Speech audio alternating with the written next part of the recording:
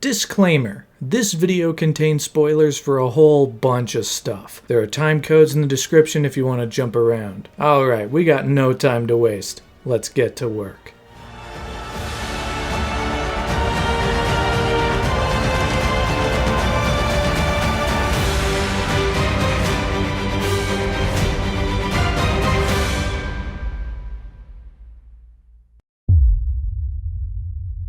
The year is 2021, and the story of the MCU has been over for 2 years. While far from perfect, Avengers Endgame told a massive, climactic story that brought the Infinity Saga to a close in a satisfying enough way, whilst also bidding farewell to some of the franchise's most iconic characters. After 11 years of build-up and 21 movies before it, Endgame somehow managed to come through as a pretty entertaining finale to an unprecedented cinematic experiment. And ever since, fans of the franchise have been able to look back on the series with fond eyes. It had a beginning, a middle, and an end. The only thing was, that's not where it was actually going to end. Because when your movie makes nearly $3 billion worldwide, you don't just call it a day. You gotta keep that money train rolling. I mean, come on. And so, immediately after Avengers Endgame, Marvel Studios returned to theaters with Spider-Man Far From Home, providing a solid enough epilogue whilst also turning Peter Parker's world completely on its head. Spider-Man's name is Peter Parker. What the Then, after a brief hiccup that may or may not have locked down the entire planet, Marvel finally returned to the zeitgeist with 3 streaming shows back-to-back. WandaVision, a creative homage to various generations of sitcoms through the decades that managed to spark an insane amount of fan theories, until the finale came out and it turned into a big laser battle in the sky. Falcon and the Winter Soldier, which had solid ideas and some good moments, but ultimately failed to really justify why Sam Wilson would give up the shield in the first place, and why he would take it back by the end. But things changed with Loki, which managed to be many fans' favorite Disney Plus outing, exploring one of the most fun characters of the franchise whilst also breaking through into new territory, introducing the first variant of Kang and, of course, opening the multiverse. Marvel was promising big things in the future. They were going to go in a new direction following the close of the Infinity Saga, and they even made a big return to movie theaters with Black Widow. While the release was massively delayed, it still managed to bring MCU fans back to the big screen. Phase 4 had begun, and after some apprehension early on, fans were ready to jump into the future, because the time had now come for the next phase of the Marvel Cinematic Universe.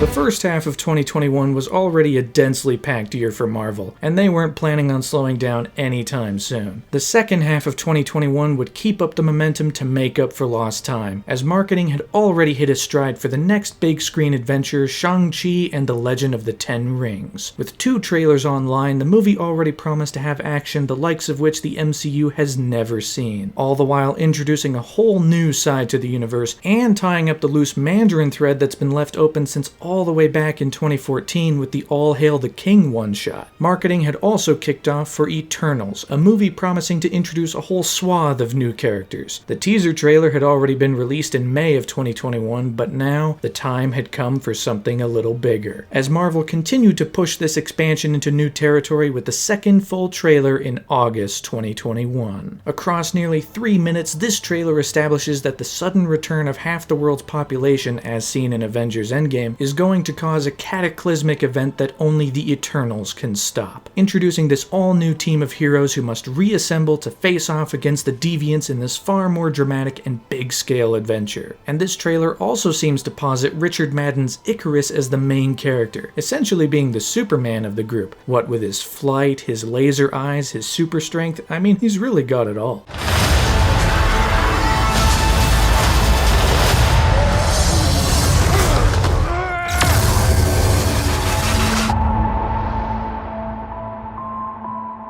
It was big, it was flashy, it carried a new tone that's rarely seen in the universe. It was also going to include the Celestials in a relatively major capacity, blasting the cosmic side of the MCU wide open to explore all new stories. The trailer also had a rare event, at least for the MCU, in having the director's name in the trailer, selling the movie as their vision on top of selling it as the next chapter in the MCU. But Shang-Chi and Eternals were far from Marvel's biggest hitters in 2021. They were merely stepping stepping stones to the one movie fans were really clamoring for. Ever since the cliffhanger ending to Far From Home, audiences have been chomping at the bit to see the next chapter of Peter Parker's story. But even as exciting as that was, excitement skyrocketed in December 2020 when word circulated that Andrew Garfield and Tobey Maguire would make an appearance. While not confirmed, the mere possibility of a live-action Spider-Verse sent fans into a fugue state. They began losing their minds, and as 2021 continued and the clock ticked ever so slowly through the year, fans became more and more antsy. They were waiting for the trailer. They were waiting for any scrap of news they could find. Sure, they knew the title, but they needed something more. They needed some kind of a taste of what this movie was going to be. They also needed to know for sure that it wouldn't be delayed. You know, while the film industry was stabilizing, things could still be impacted down the line. Excitement was reaching a fever pitch to see any bit of footage from the Spider-Man threequel, until eventually the clock finally turned to August 23rd, 2021. Where finally, after months and months of waiting, after 2 years since Far From Home hit theaters, after a low-quality version leaked online, audiences were finally able to glimpse what came next, this time in crisp HD quality.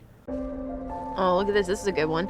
Some suggest that Parker's powers include the male spider's ability to hypnotize females. Stop, come on. Yes, my spider lord.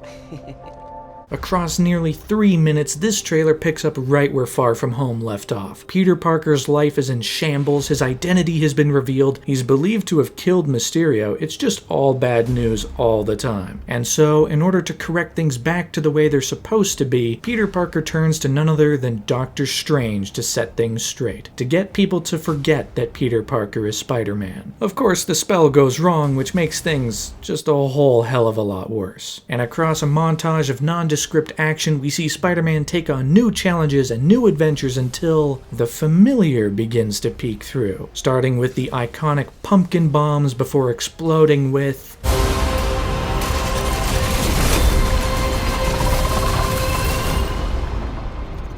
Hello, Peter. Now, if that ain't a confirmation of the multiverse, I don't know what is. Spider-Man villains from across his live-action appearances are gonna come together in this massive trilogy capper. While this trailer confirms Doc Ock and Green Goblin, other hints suggest the appearance of several other Spider-Man live-action villains making their return. The only thing this trailer does not confirm, however, is the appearance of Andrew Garfield and Tobey Maguire, which honestly is smart. You don't want to give up the prized appearances too early, or hell, maybe not even at all before the movie comes out. But the lack of their appearance did not hinder this trailer's performance, because across its first 24 hours, this trailer raked in an astounding 355 million views across all platforms. People have been clamoring for this trailer for months, and now that it's here, all they can do is devour it whole multiple times. There's so much here to chew on, and yet it feels like it only scratches the surface, easily making No Way Home the most anticipated Marvel entry in a while, and definitely the most anticipated movie of 2021. The clock was now ticking. Fans were counting the days until December 17th. But if you wanted a taste of the multiverse a bit earlier, you'd need look no further than Disney+, where, following up on the ending of the Loki series, Marvel began to release their very first animated series, What If? Promising to explore a whole batch of alternate universe ideas, building on both the comic book concept of what if stories as well as making use of the fact that the multiverse was in fact open now. The possibilities for the show were endless. The trailers promised to go hog wild with variations on established MCU canon, and eventually, starting in August of 2021, fans journeyed to the streaming service to bear witness upon a show that would go crazier than anything Marvel had ever done before, because it was now time to ponder the question, What if?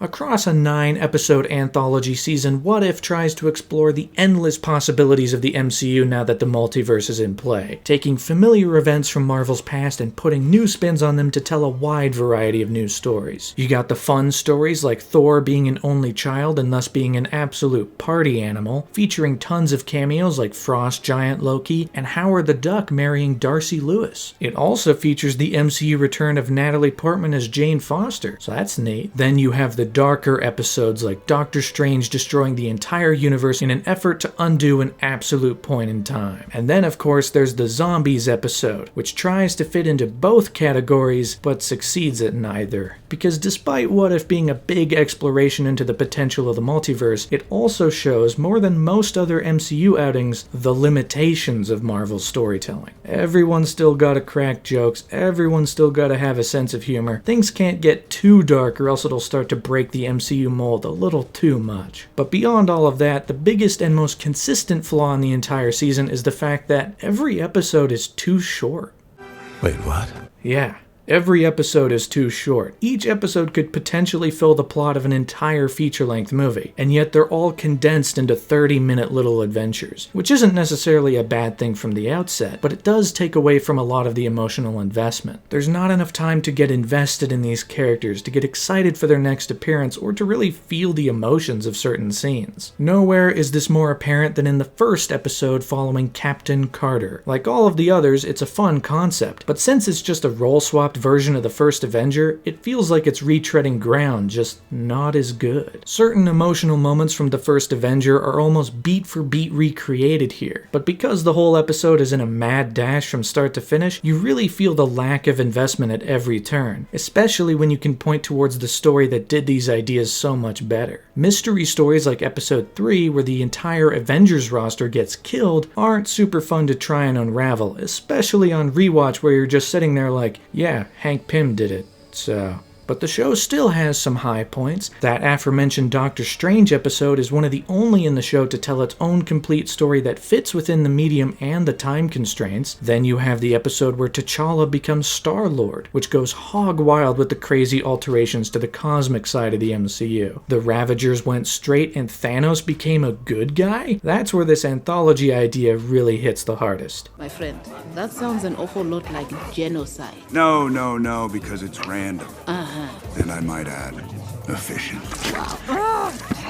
And it also serves as an emotional farewell to Chadwick Boseman as T'Challa, as this is his last performance as the character. And it's a fun turn, seeing a different side to the character that still sticks to the core of who T'Challa is. The animation is also pretty good, the action scenes are often fun and creative. I mean, once you get into the last 2 episodes with Ultron, things go absolutely crazy. I mean, Ultron eats an entire galaxy at one point.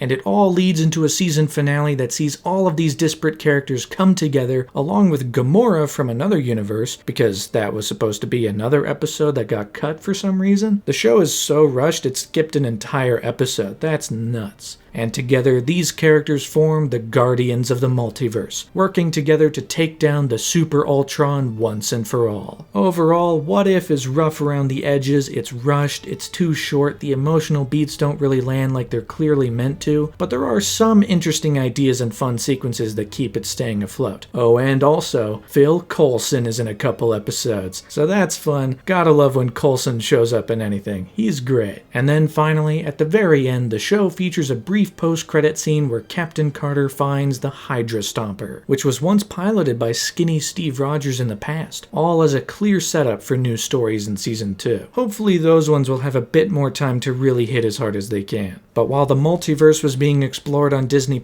Marvel once again set their sights onto the big screen, because for the first time since the pandemic, a Marvel movie was going to release exclusively in theaters. You know, Black Widow did a day-and-date Disney+ release along with a theatrical release, which also caused a little wee bit of a legal kerfuffle behind the scenes. But now, Marvel was heading exclusively to theaters for Shang-Chi and the Legend of the Ten Rings, a character that they've been trying to work into this universe since the beginning. Shang-Chi was originally slated to appear as one of Marvel's Phase 1 heroes, and while that ultimately didn't come to pass, the time had now finally come for Shang-Chi's big screen debut. And it was meant to be a watershed moment in pop culture and for the film industry as a whole, in much the same way Black Panther was in 2018, and audiences were getting excited, because all finally led to September 3rd, 2021, where for the second time this year, Marvel Studios was back with a feature-length adventure. The second movie of Phase 4 had arrived, and audiences were strapped in for their introduction to the MCU's latest hero. Yeah, somehow I'm calling it now. Within minutes of this movie opening, it lets you know that the action this time around is going to be absolutely top tier. It kicks off right at the prologue with the introduction of Wenwu, who holds the coveted 10 rings, and Lee, resulting in a sequence that is not just a fight scene, but also a scene of two people falling in love through fighting. Couple it with creative camera work and good choreography, and the movie's already off to a good start, and it only gets better from there, with action scenes ranging from the scaffolding on the side of a building, fully utilizing the height and vertigo for lots of tension. There's a big fighting ring that shows lots of good choreography. Even Wong gets the chance to do some cool stuff, fighting off against the Abomination? For the first time since 2008, the Abomination was back on screen. Ain't that a trip?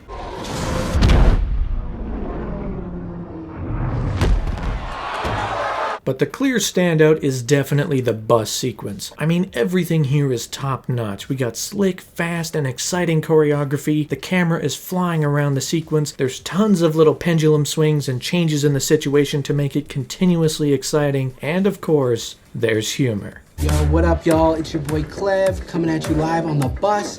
I actually did take a little bit of martial arts as a youth, so I'm gonna try and grade this fight as we're going. Now, this movie follows none other than Shang-Chi, the son of Wenwu and Lee. But after his mother died and his father trained him to kill in every way known to man, he fled to the United States to restart his life. Now, he and his best friend Katie are living irresponsible lives as adults, getting tips as valet drivers by day, singing their hearts out at a karaoke bar by night. That is until his father re-enters his life in search of a way to free Shang-Chi's mother from imprisonment, thus bringing Shang-Chi and Katie into action to try and uncover the secrets of a mystical land known as THOR, whilst also reuniting Shang-Chi with his sister Zhu Jialing, who, after leaving Wenwu herself, has started her own empire. If my dad won't let me into his empire, I'm gonna build my own.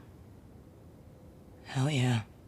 And across a brisk 2 hours, they have a totally fun and exciting adventure. The characters are fun and enjoyable, the action, as stated, is great at every turn, and Tony Leung's turn as Wenwu is fantastic. He plays both the menacing side and the more vulnerable side to this character flawlessly, both in dialogue-heavy scenes and in scenes where he's on his own, left to sit with his own thoughts. Simu Liu is great fun as Shang-Chi himself. Within moments, he becomes yet another likable hero who you want to see overcome any threats that stand in his way. And Katie is a lot of fun as well, bringing a lot of comedy to the movie, especially when she tries her world-renowned deception trick, where she, sings Hotel California by the Eagles. On a dark desert highway, cool wind in my hair.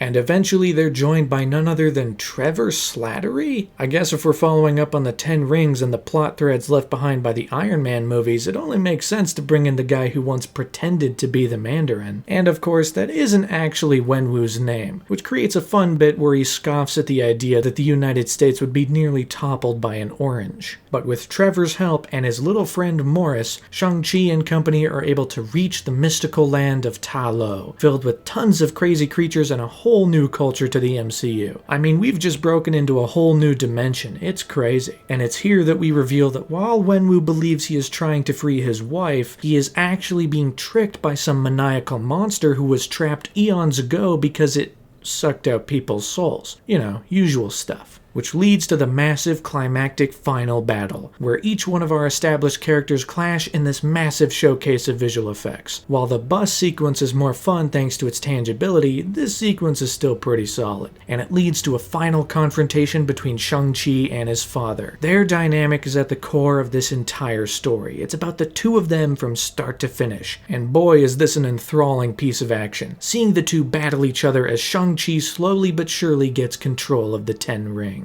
Now, you'd think that this fight between father and son would be the ultimate climax to the movie, right? Like, this is the ultimate showdown, the grand finale to the movie. Well, it isn't. Because Wenwu succeeded in his goal, which means a giant soul-sucking monster busts free, which ultimately leads to the death of Wenwu and a massive CGI monster battle to close the movie out with a bang. The only downside is that because the entire story is about Shang-Chi and Wenwu at its core, interest immediately saps away once Wenwu is dead. And while the dragon fight looks cool and the visual effects are impressive, on a storytelling level it isn't very engaging because There is no story. The story ended when Wenwu died. Regardless, each of our characters unite to face off against the Soul Sucker, joined by their very own Great Protector, resulting in Shang-Chi using the 10 rings to save Ta Lo once and for all. Great job, guys, you saved the universe. And while the characters mourn the losses they felt along the way, Shang-Chi and Katie return to the US having gone through a transformative journey. Until, of course, they're snagged away by Wong to become part of the larger MCU. And that's the whole movie. It's pretty clean cut. There's some fun humor, some nice ties to the rest of the MCU, and ultimately it introduces a handful of new and exciting characters to the fold. It's a good time, and it also includes 2 end credit scenes. First up, following up on the end of the movie, Wong begins to investigate the particulars of the 10 rings, with none other than Bruce Banner in human form again, and Captain Marvel. And while a mystery is set up stating that the 10 rings are sending some kind of beacon, Shang-Chi, Katie, and Wong decide that can wait another day because they're gonna karaoke their hearts away, singing Hotel California by the Eagles.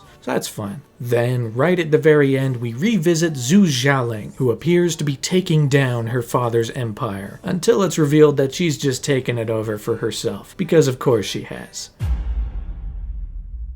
And would you look at that, the 10 rings will return. Guess we gotta look out for that when Shang-Chi 2 inevitably comes out. And there was sure to be a sequel, because despite this releasing post-pandemic, Shang-Chi proved that Marvel still had a massive impact on the box office, kicking off with $75 million in its opening weekend and going on to gross $224 million domestically and a whopping $432 million worldwide. While on a large scale this was one of Marvel's lowest earners, it's ultimately more than you could hope for in this completely altered theater environment. And reviews coming out of the movie were also stellar. Audiences and critics had a lot of fun with this movie. From the action to the characters to the humor, it all hit a home run. The MCU was back on the big screen in a big way. Perhaps Phase 4 was in for a good run after all.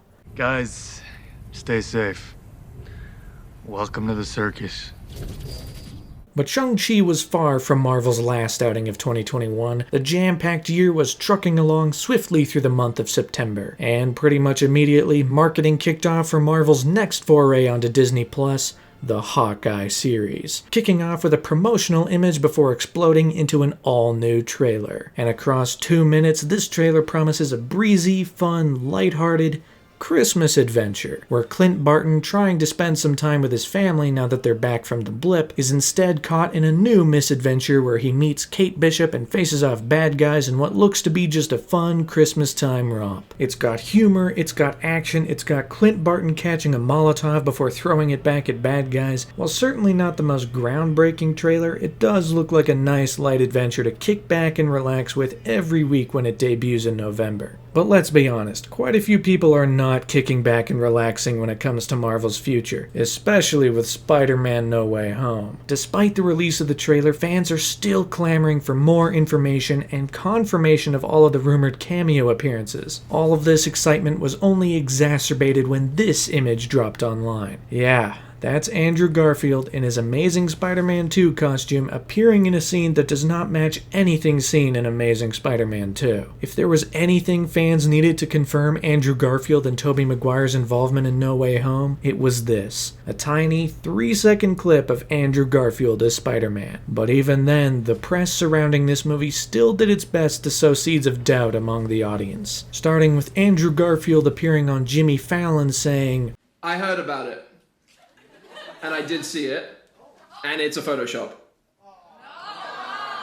Then, following that, someone came out and said that they faked the entire thing, showing exactly how they managed to digitally create the video. But then Corridor Digital came out and proved that faking a video like that with such detail would be really difficult, if not downright impossible. It's crazy how much speculation and insanity this one clip was able to cause. But despite it seemingly confirming that the other 2 live-action Spider-Man would make an appearance, there was just the tiniest bit of doubt to keep audiences on their toes. But the other versions of Spider-Man aren't the only characters that might have a role in No Way Home, because seemingly out of nowhere, a bombshell dropped in an otherwise unrelated movie, Venom: Let There Be Carnage. While that movie is mostly another Venom adventure fighting various Spider-Man villains that Sony has the rights to, the post-credits stinger would expand things quite a bit, because it's here that Venom and Eddie Brock are suddenly transported across the multiverse into the prime MCU timeline, watching as Peter Parker is revealed on TV. So I guess that means Tom Hardy's Venom is gonna make an appearance in No Way Home? With all this multiversal craziness going on, I wouldn't blame you if you became a little lost once No Way Home hit theaters. There's gonna be a lot to juggle on this one. Meanwhile, developments continued on other corners of the MCU. Rumors began to spread that Agatha Harkness, the villain of WandaVision, was getting her own Disney Plus show, and Guardians of the Galaxy Volume 3 brought a big piece of news with the casting of Adam Warlock. First teased in Thor: The Dark World, and then of course at the end of Volume 2, the fan favorite character had now found its actor, none other than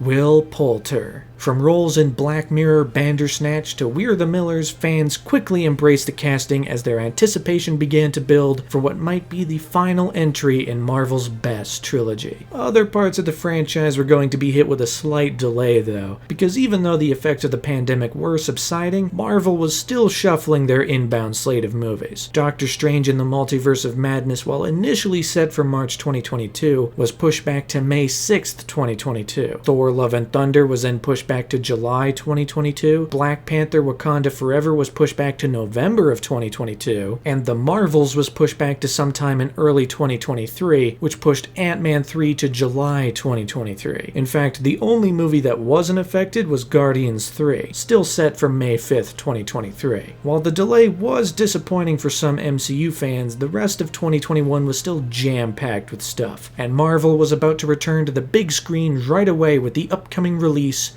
of Eternals. For the first time since Guardians of the Galaxy, Marvel was going to introduce an all-new band of heroes to the MCU, led into the universe by visionary director Chloe Zhao. But as the release drew closer and early critic reviews started to flow out at the end of October, something rather peculiar happened. You see, while most would say Marvel's movies aren't perfect, they've all been pretty good crowd pleasers that give audiences what they're looking for, and because of that, they all have fairly solid reviews. There's fluctuation here and there, some are better than others, but there's always been a floor. There's always been a line that Marvel hasn't gone below, at least in terms of general consensus. That is, until now, because Eternals slowly but surely became the worst reviewed Marvel movie in the weeks leading up to release. Review aggregate site Rotten Tomatoes had the movie listed with a 47% approval rating, meaning Eternals was the first MCU movie to get a rotten rating based on critics' reviews. While there was praise for the ambition, the scope, and the fact that it did feel like a singular vision was guiding it, those paled in comparison to critics' more aggressive critiques. The early reviews were a bit of a stun to MCU fans. You know, reviews up to this point have been positive, but here's a movie that seems to be dividing critics. It wasn't necessarily getting panned, but it wasn't striking quite the same chord that previous movies did. All fans and audiences could do now was see the movie for themselves, albeit with an all-new feeling of anxiety, as there was now one important question on their minds. Is this Marvel's first flop? The time had come to find out,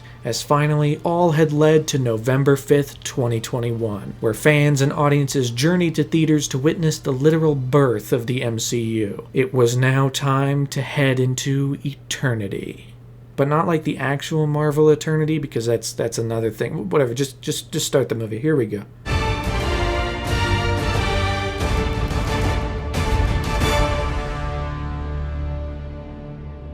Eternals introduces a grand total of 10 new heroes to the MCU, each with their own unique powers, all designed to defeat the monstrous deviants who have been threatening humanity for 7,000 years. You got the team leader Ajak with the powers of healing, you got Makari with super duper speed. I'd say it was just super speed, but it's so much faster than that. You got Druig, who has the ability to hijack and control minds en masse. Phastos can create anything simply by using his mind. Kingo is a super beefed up Kumail Nanjiani who has the power to shoot finger guns. Gilgamesh can punch like nobody's business. Like, you do not want to get on the business end of this guy's fists. I mean...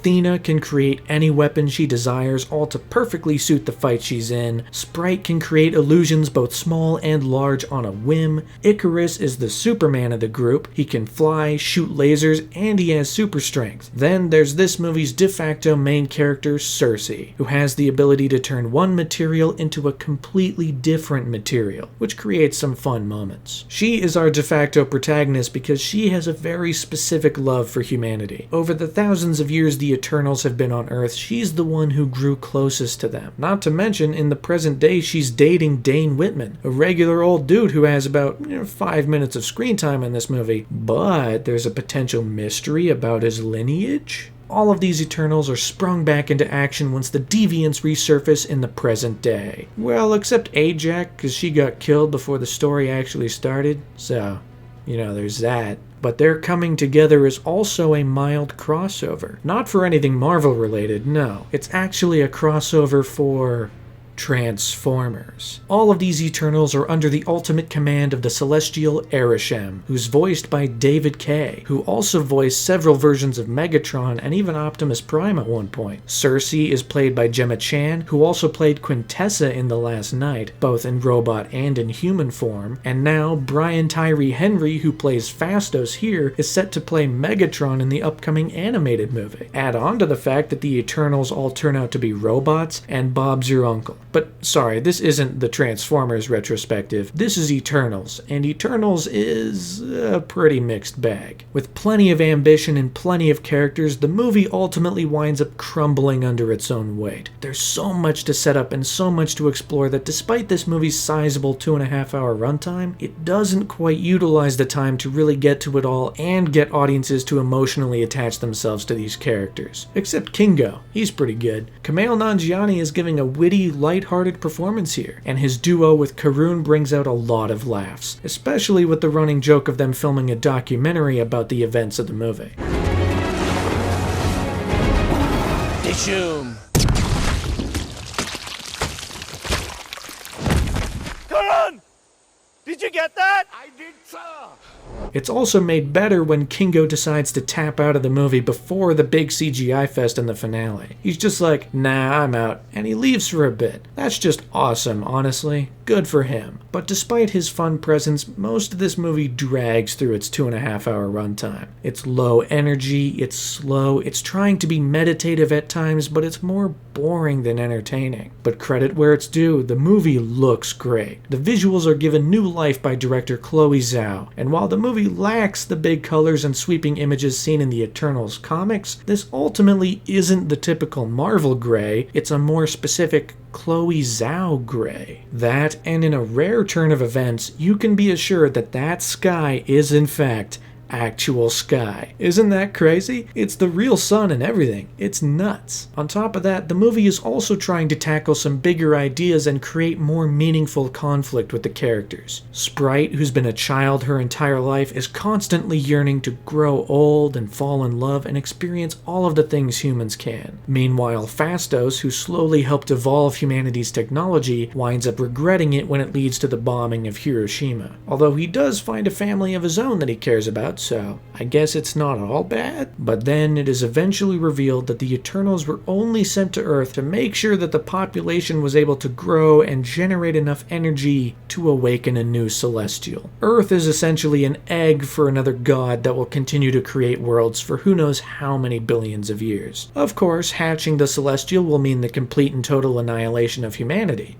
So it creates a bit of a divide amongst the team. Some of them have grown an attachment to humanity, like Cersei, and others still believe in the grand design of Arishem. That, and the question is raised, is saving humanity worth forfeiting the potential lives of so many other planets in the universe? Lying at the center is Icarus, who turns out to be a traitor, because he was the one who left Ajax to die. He was the one who kept the Eternals pitted against the Deviants to delay their attempts to stop the emergence, which also hits hard because that resulted in the death of Gilgamesh, which hits Athena pretty hard. Ultimately, it makes Icarus one of the more interesting parts of this story. There's actual genuine conflict between him and the others, and it creates a fairly interesting and satisfying final clash, where all of the other Eternals, except Kingo, face him down, resulting in some fun moments.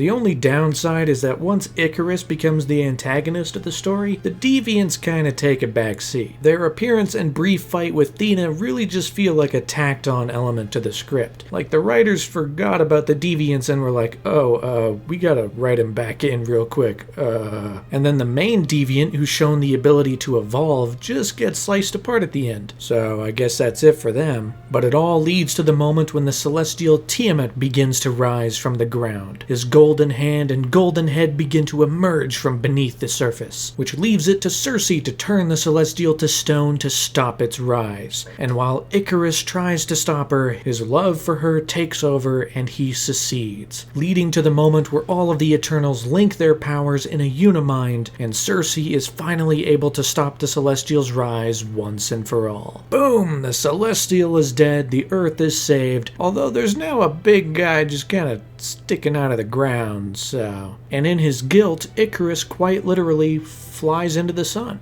A little on the nose, but...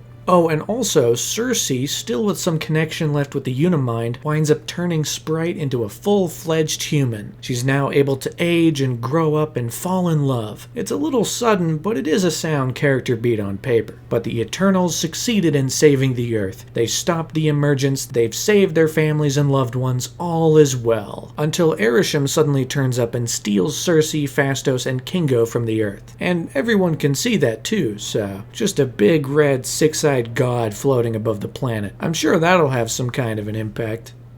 Probably. Dude's got a cool exit though.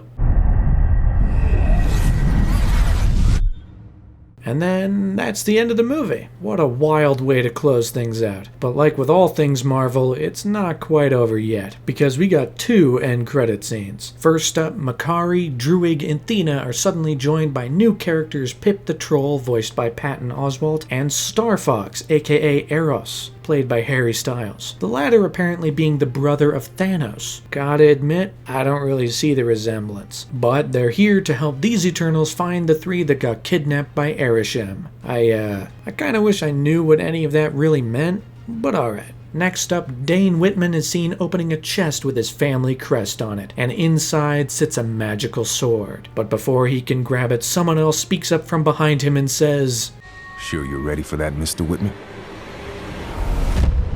Theories were abound as to who this mysterious voice could belong to, but before long it was confirmed that it belonged to none other than Mahershala Ali's Blade. I guess we're setting up Dane Whitman to appear in the Blade movie? Who knows? Overall, Eternals was a mixed bag. It had big ideas and big ambition, and a lot of stuff that's fun to kind of think about and parse through, but overall I just wish the movie was more entertaining when presenting those ideas. But Marvel's hold over pop culture was still going strong, as Eternals made a splash at the box office, hitting the ground running with $71 million in its opening weekend. But word of mouth and poor reviews wound up hurting the movie long term, as after a 60% drop in its second weekend, the movie ultimately raked together $164 million across its domestic run and $402 million worldwide. While still considered a success in a post-pandemic world, the mixed to negative reviews wound up stalling this particular sub-franchise in midair. And ever since, news about an Eternals sequel has been few and far between, which is a shame because there's like a big rock guy sticking out of the planet. I mean, they gotta acknowledge that at some point, right?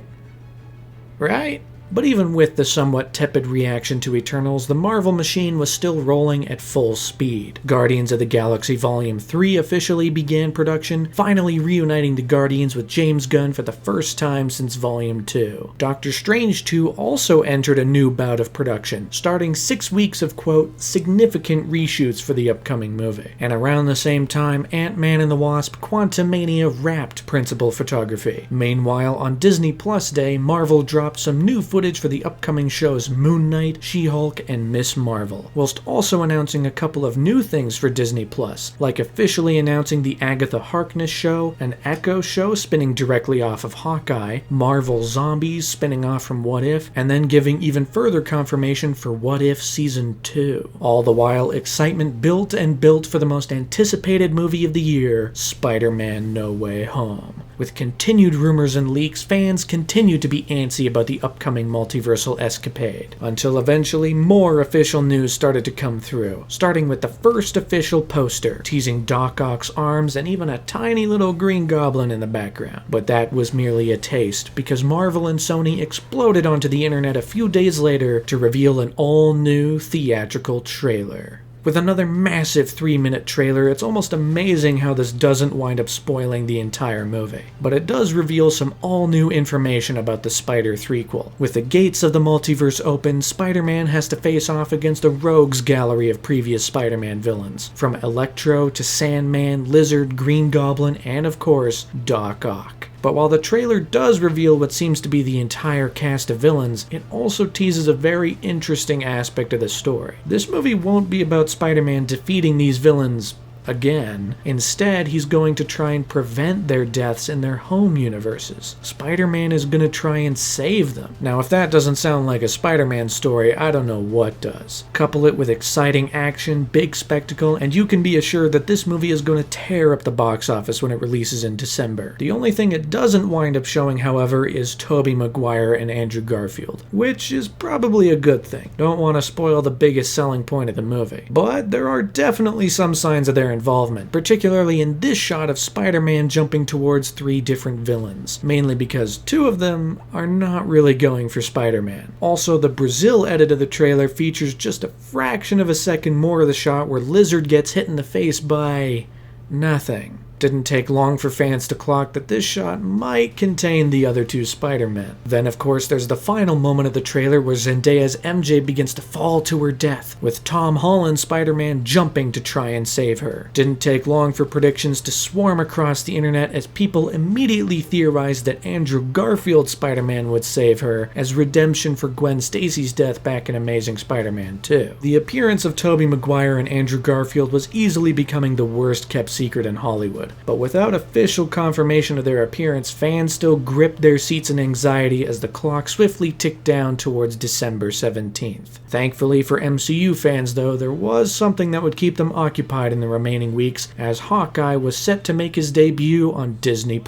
After being introduced all the way back in THOR, with several Avengers appearances after, the time had finally come for his solo-ish adventure, because the clock had turned to November 24th, 2021 for the 2-part premiere. Finally, after a decade in the MCU, the 6th and final Avenger was going to get his very own show.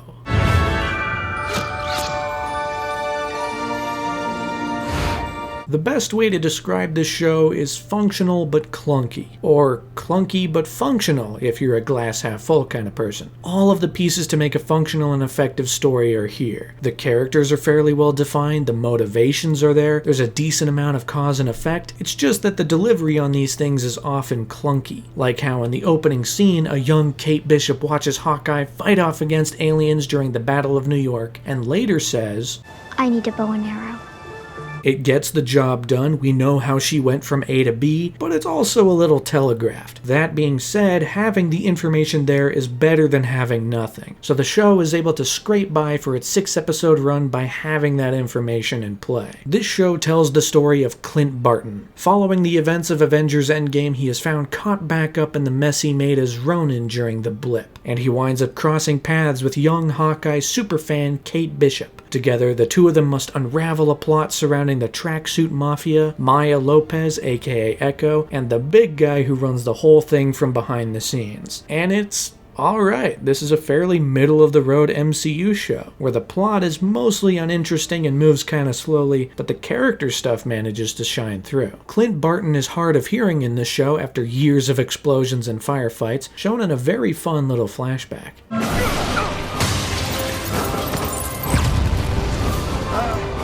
Which also leads to a nice moment where he can't hear his son on the phone and Kate Bishop has to relay the messages to him. It's not only a heartfelt scene with good performances, but it also brings Kate Bishop into Clint's world in a nice way. Then you have a scene like Kate saving Christmas, allowing the 2 characters to bond for a little bit. That's fun. The show can also be funny at times, especially with the whole musical number in episode 1. This cheesy recreation of the Battle of New York on stage. It's kinda crazy. And there's some fun action. action. The car chase in episode 3 is particularly solid. Clint doesn't have his hearing aid, so he can't hear. Kate is playing a guessing game with the trick arrows, which leads to some nice humor and some shoddy CGI. And it all comes to a head with a clever combination of arrows to take out the bad guys.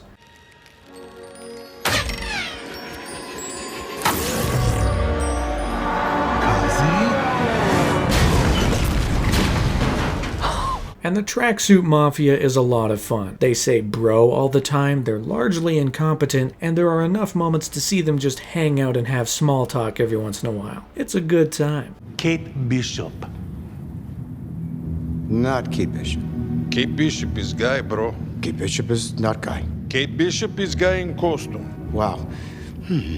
It's only a shame that the actual plot isn't all that interesting. Like The Falcon and the Winter Soldier and Loki before it, this show is essentially a 6-hour movie split over 6 episodes. It doesn't really work like a TV show, just 40-minute pieces of a larger movie, which makes some of the plot developments unfold at a glacial pace. The least interesting aspect is definitely the red herring with Kate's soon-to-be stepfather Jack. I mean, they lay it on thick that this dude's probably bad news. And it gets to a certain point where it's either the worst kept secret of the show, or it's a big red herring. Turns out it's a big red herring, and it's actually Kate's mom that's a bad guy. It just takes 5 episodes to unravel all of that, when it could be unraveled in 1 or 2. Not to mention the episode 3 cliffhanger where Jack holds a sword to Clint Barton's neck. Oh no, what's gonna happen? Well, when the next episode starts, it's immediately wrapped up as a misunderstanding and it's all hunky-dory. So... But despite the less than interesting plot, there is one particular aspect of the show towards the end that stands out as being really good. And that's Yelena. That's right, Natasha Romanoff's sister from the Black Widow movie makes an appearance in this show, and she's great here. Not only do we see an all-new perspective on the blip, seeing someone vanish and then immediately come back, but there's also this really great conversation between her and Kate Bishop. Kate Bishop.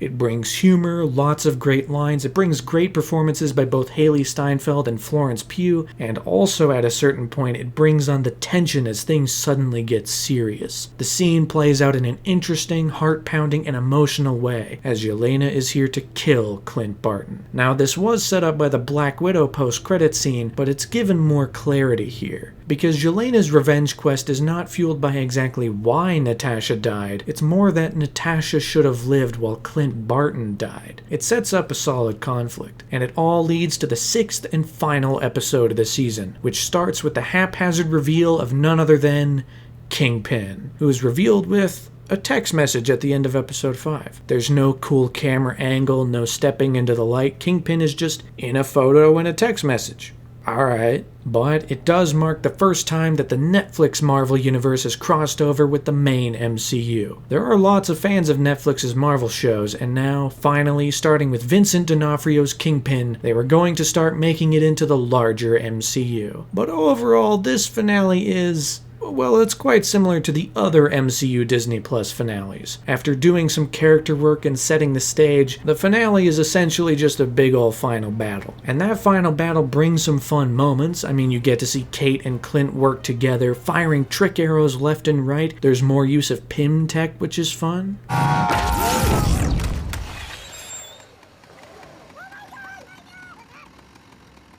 What happens to them now? I don't know.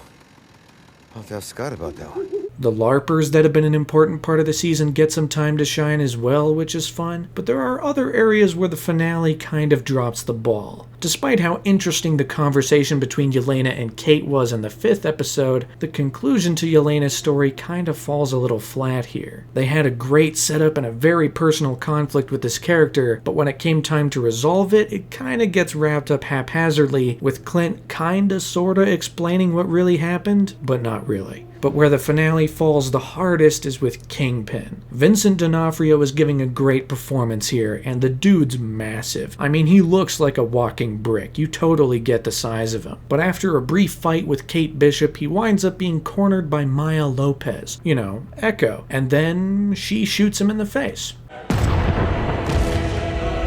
There's no way this is the end of Kingpin. I mean, to bring him back in one episode just to kill him, that'd be super lame. But even with this being an obvious fake out, that's still kinda lame. But ultimately, the conflict is resolved, the characters go their separate ways, Kate's mother is arrested for working with the Kingpin, the LARPers may or may not recruit Jack to their guild, and Clint and Kate head on over to the Barton household just in time to celebrate Christmas. It's a holiday miracle. And with the burning of the Ronin suit, Clint Barton and Kate Bishop wind up closing this very integral chapter in both of their lives, whilst also starting a new chapter going forward. Overall, it's alright. There's not much that's really remarkable about the show, but there's also not much that's noteworthy for being bad. It's a straight, middle-of-the-road, functional MCU show that does enough to keep you entertained the first time, but probably not enough to get you to revisit it a second time. But Hawkeye's Christmas spirit did make one thing very clear to MCU fans: it was now December, which means the time had come. Spider-Man No Way Home had finally arrived. Excitement reached a fever pitch in the first weeks of December. Ticket pre-sales were the best they had been for any post-pandemic movie, even rivaling some 2019 movies like Avengers Endgame or Star Wars The Rise of Skywalker. After years of rumors and leaks, after so much misinformation or disinformation, after 2 trailers made people aware that the Spider-Man multiverse would be in play, at least on the villain side of things, it was time to finally pull back the curtain and see the whole thing in its full glory. There was only one question. Will Andrew Garfield and Tobey Maguire make an appearance as their respective Spider-Man? Despite all of the evidence and reports having come out over the past year, there was no official confirmation of their appearance. While fans were 99% sure they were going to show up, there was just 1% of doubt that turned a feeling of excitement into a feeling of anxiety. What if the rumors were just rumors? What if it's just the villains that are going to show up? While it was unlikely that the villains would be the only multiversal characters, that 1% of doubt still creeped into many people's minds. But the time had finally come to find out for real, because the clock had finally turned to December 17th, 2021. After 2.5 years since his last stint on the big screen, it was now time to re-enter the world of Peter Parker. Spider-Man's name is Peter Parker! What the And we are off to the races. This movie picks up right where Far From Home left off, and boy does it reveal how chaotic everything becomes immediately. Peter Parker's world has just been turned upside down, his identity has been revealed, and the collective eye of the entire world has now been turned towards him, and not in a positive way. With Mysterio's message having been seen across the world, Peter Parker is now implicated in his murder, resulting in an investigation, an interrogation, all that kind of stuff to find the truth. And in all of this, Peter Parker needs a lawyer, which is where none other than Matt Murdock comes into play. That's right, Charlie Cox is back as Matt Murdock. And while he doesn't have that much of a role, his appearance here generated a lot of excitement. There was no beating around the bush. The Netflix side of Marvel had now folded in. These characters were here and they were here to stay. And for those that didn't keep up with all of the Netflix shows, this scene gives you just enough to be interested in this guy going forward. How did you just do that? I'm a really good lawyer. And Matt Murdock confirms that Peter Parker's legal troubles are over. So, there's that. But Peter's life has still been turned upside down. He and his friends can't even get into college because of everything that's going on. So Peter Parker does the only thing he can think of. He goes to Doctor Strange to erase everyone's memory of him being Spider-Man. I mean, he could have just asked the school to reconsider, make his case to the admissions board. Are you telling me that you didn't even think to plead your case with him first before you asked me to brainwash the entire world? I mean, when you put it like that, then... But all of that is just the setup. We all know what we're really here for. Because Peter's just a kid, Strange's spell winds up going catastrophically wrong, which leads to the arrival of some multiversal villains. Hello, Peter. Now this is the money right here. Doc Ock arrives on the freeway with a big fight against Spider-Man. Green Goblin even turns up right after. Then the Lizard is revealed in Doctor Strange's dungeon. Sandman is found out in the wilderness not far from the city. And then of course, there's Electro, who comes in tow with his dubstep theme. As much as people made fun of that theme when Amazing Spider-Man 2 came out, I kinda wish it was used more here. You just get that one moment and that's it. I don't know, it could add some more musical variety and really separate these characters. Regardless, all of these villains are here in the MCU, and it is fun to see them. They're interacting, they're reminiscing a little bit. You also get some more eye-rolly lines like, "You know, I'm something of a scientist myself." Which is a callback to the same line spoken back in the first Spider-Man movie.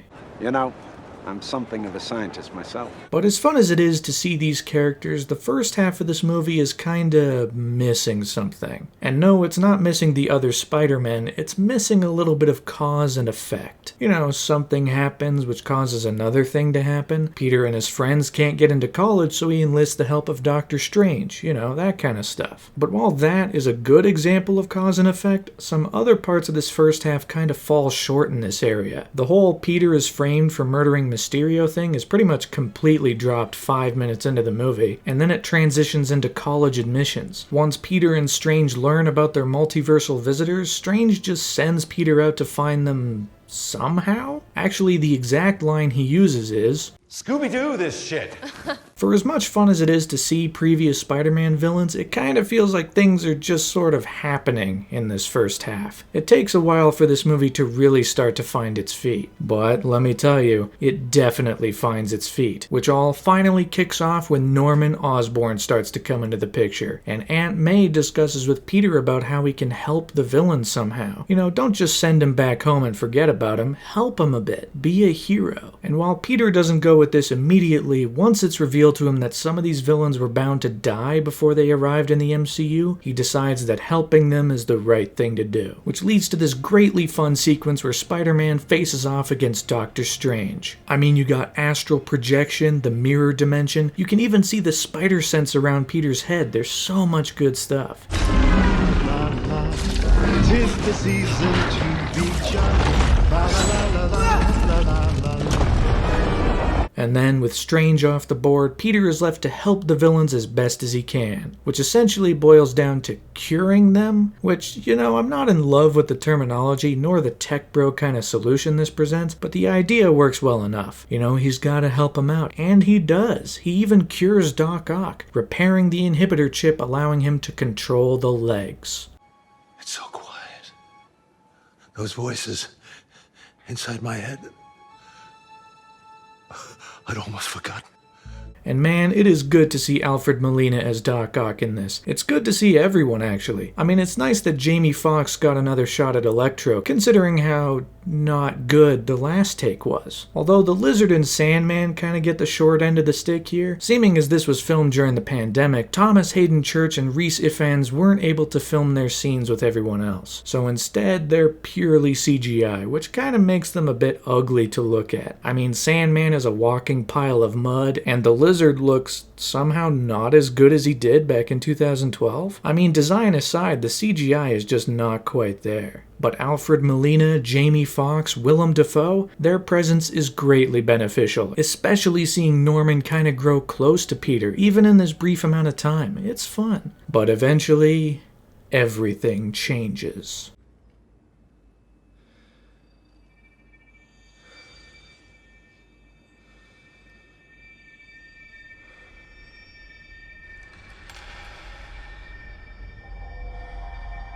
Immediately, the tension kicks in as Peter's spider sense goes off to an insane degree. We don't know what's causing it, and neither does he, at least until... That's some neat trick. That sense of yours. Norman? Norman's on sabbatical, honey. And just like that, the tone shifts immediately, as does Willem Dafoe's performance. One second he's a nice old dad, the next he's a conniving supervillain. And with this turn, all hell immediately breaks loose. The villains escape, Doc Ock is thrown out of the building, and Spider-Man and Green Goblin have a fight where they crash through several floors. Couple it with solid choreography, great moments, tons of good lines, and you got yourself a top-tier Spider-Man action scene. Strong enough to have it all. Too weak to take it! I mean, there are just so many good moments in here.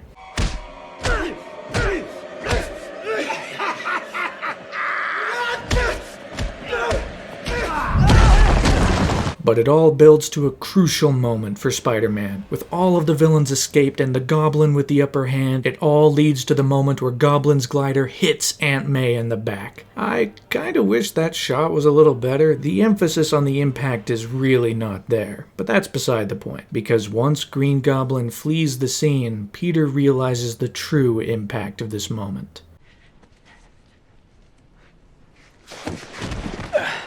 There had to be casualties at some point. A movie like this, you just know that someone's gonna bite it. And here, it's Aunt May that gets the Uncle Ben treatment. She even says the iconic line, "And with great power, there must also come great responsibility." and it's the death that will impact Peter the most. Aunt May has kind of been his rock across all three of these movies. Sure, he has a good relationship with Ned, MJ, and even Happy, but Aunt May is the one he's closest to, and her death is what hits the hardest. Which leads us to our crisis point. The villains are scattered, our heroes are scattered, and Spider-Man is left to mourn alone as the world once again blames him for the attack. But hey, at least Ned can use magic now. How cool is that? Ned has Doctor Strange powers. He even opens a portal to Spider-Man. Our heroes are gonna reunite to face the villains off once and for all, and... Oh! Hi. Hi. No, it's okay, I'm a nice guy.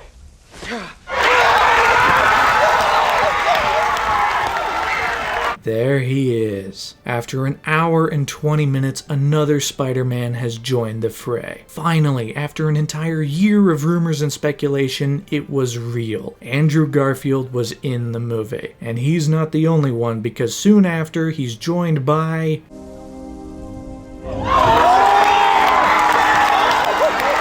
Man, those cheers are really loud, aren't they? Like, I know how exciting this is, believe me, I'm over the moon for this as well, but the cheers are a little much. Come on, let's watch it without the cheers. Okay.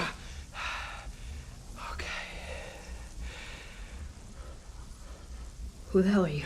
Oh, this is so awkward without the cheers. What the... Did they edit the movie with cheers in mind? That's so weird, dude. I go, poof, that is so weird. But here they are. Tobey Maguire and Andrew Garfield are in the building. They unite with Tom Holland's Peter Parker, and together they team up to cure the villains once and for all. And for the next hour, this movie is nothing but ice cream. Cinematic ice cream. I mean, we have character interactions, we have jokes, there's an entire scene that has no plot development. It's just these three Spider-Men talking. So you make your own web fluid in your body? I'd rather not talk about this. No, I don't mean to. Are you teasing me? No. He's not teasing you. It's just that we can't do that. So naturally, we're curious as to how your web situation works. You know, it's one thing to have these characters show up for a bit. That's fun on its own. But this is the money. The interactions, the jokes, the callbacks. Yes, it's all nostalgia pandering, but it's nostalgia pandering to my generation specifically. And I'm not above being pandered to. You want to pander to me? I'll take it. I'll eat that up. Like ice cream. Sure, it's not healthy or fulfilling in the long run, but damn does it taste good. I grew up with these movies. I grew up on Tobey Maguire's Spider-Man. Spider-Man 2 was the movie when I was a kid. It was the biggest thing. And while I don't really care for the two Amazing Spider-Man movies, I do like Andrew Garfield as Spider-Man. And it kind of feels like this is the first time where he really gets to show off how good he can be as this character. While his two movies had their moments, this is where it all comes together. The ice cream doesn't stop there though, because eventually the action begins at the Statue of Liberty as all of the villains finally converge. And it'd be be one thing if the Spideys just fought them for a bit and that was the end of it, but this finale also gives a very simple and effective A to B story of how, at first, the three of them cannot work together at all. They're all used to flying solo, they're crashing into their own webs, they're not communicating, but then, after a quick powwow with some fun moments and good dialogue, all three of them finally swing into action as one unified group. The moment is entirely earned within this movie, and it's one of the many reasons this movie received 15 consecutive cheering moments on opening weekend. This is the kind of stuff that utilizes the premise so well. It's kind of bizarre that it's happening at all. Like, all three live-action Spider-Men are currently on screen kicking ass, and it's just surreal. Like, this is a real movie. It's crazy. And eventually, thanks to their newfound unity, each of the villains are cured of their specific ailments. Sandman is returned to archival footage from Spider-Man 3, the Lizard is returned to archival footage from Amazing Spider-Man 1, and Electro is drained of all of his electricity. Well, he still has enough to give a not-so-subtle nod to Miles Morales, which is fun. I just thought you was gonna be black. Oh man, I'm sorry. I don't apologize. There's gotta be a black Spider-Man somewhere out there. But that doesn't stop things from going wrong, as after Doctor Strange returns to help set the spell straight once and for all, Green Goblin arrives, nearly destroying the place, which also results in MJ falling from the scaffolding. Tom Holland's Peter tries to save her, but he's intercepted, leaving none other than Andrew Garfield's Peter to jump to the rescue to save her.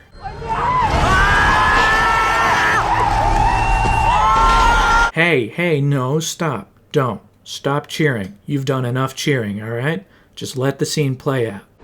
Are you okay? Yeah, I'm okay. Are you okay?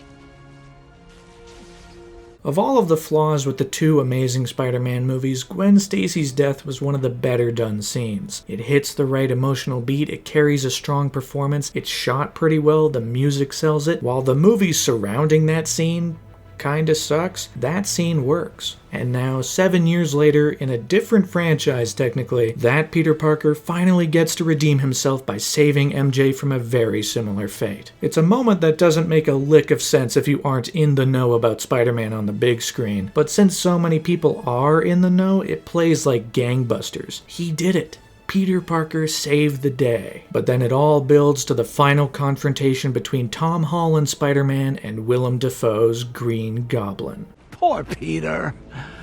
Too weak to send me home to die. No. I just want to kill you myself.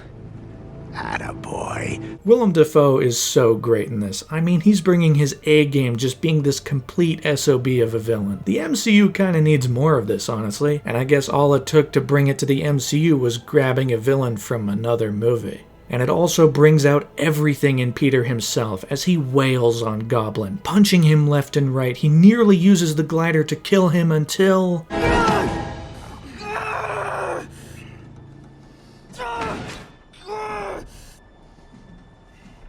And then, with the help of Andrew Garfield's Spider-Man, Peter is finally able to cure the Green Goblin. And just like that, all villains are cured. All ailments have been quenched. I mean, Tobey Maguire got stabbed at one point, but he's fine. He's all good. You know who's not good, though? Tom Holland's Peter. Because of the massive battle, the seams of the multiverse are beginning to break, and Doctor Strange can't keep them closed. So, Peter suggests to erase any memory of him from across the world, essentially erasing Peter Parker from existence, or at least everyone's collective consciousness. It's a big sacrifice for Peter. The whole reason he got into this mess was because he wanted to control who knew about him being Spider-Man. But now, the only solution is that everyone has to forget he ever existed, which leads to a series of emotional goodbyes. On one hand, we have Tom Holland saying farewell to Tobey Maguire and Andrew Garfield, bringing together a totally earned payoff to the three characters' union. I mean, you gotta love this stuff. Thank you.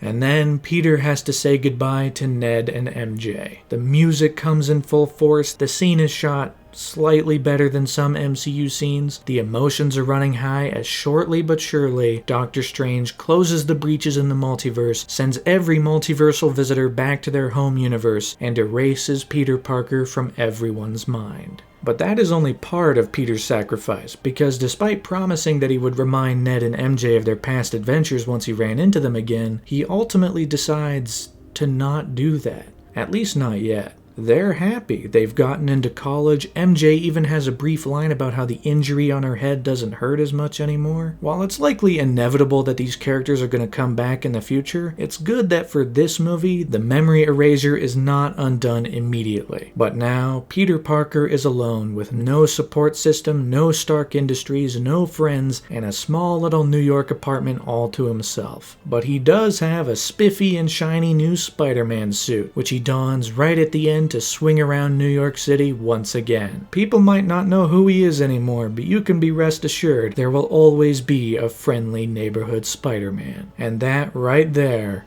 is the end of the movie. A movie called... wait, what was it called again? What is it? That's a magic number.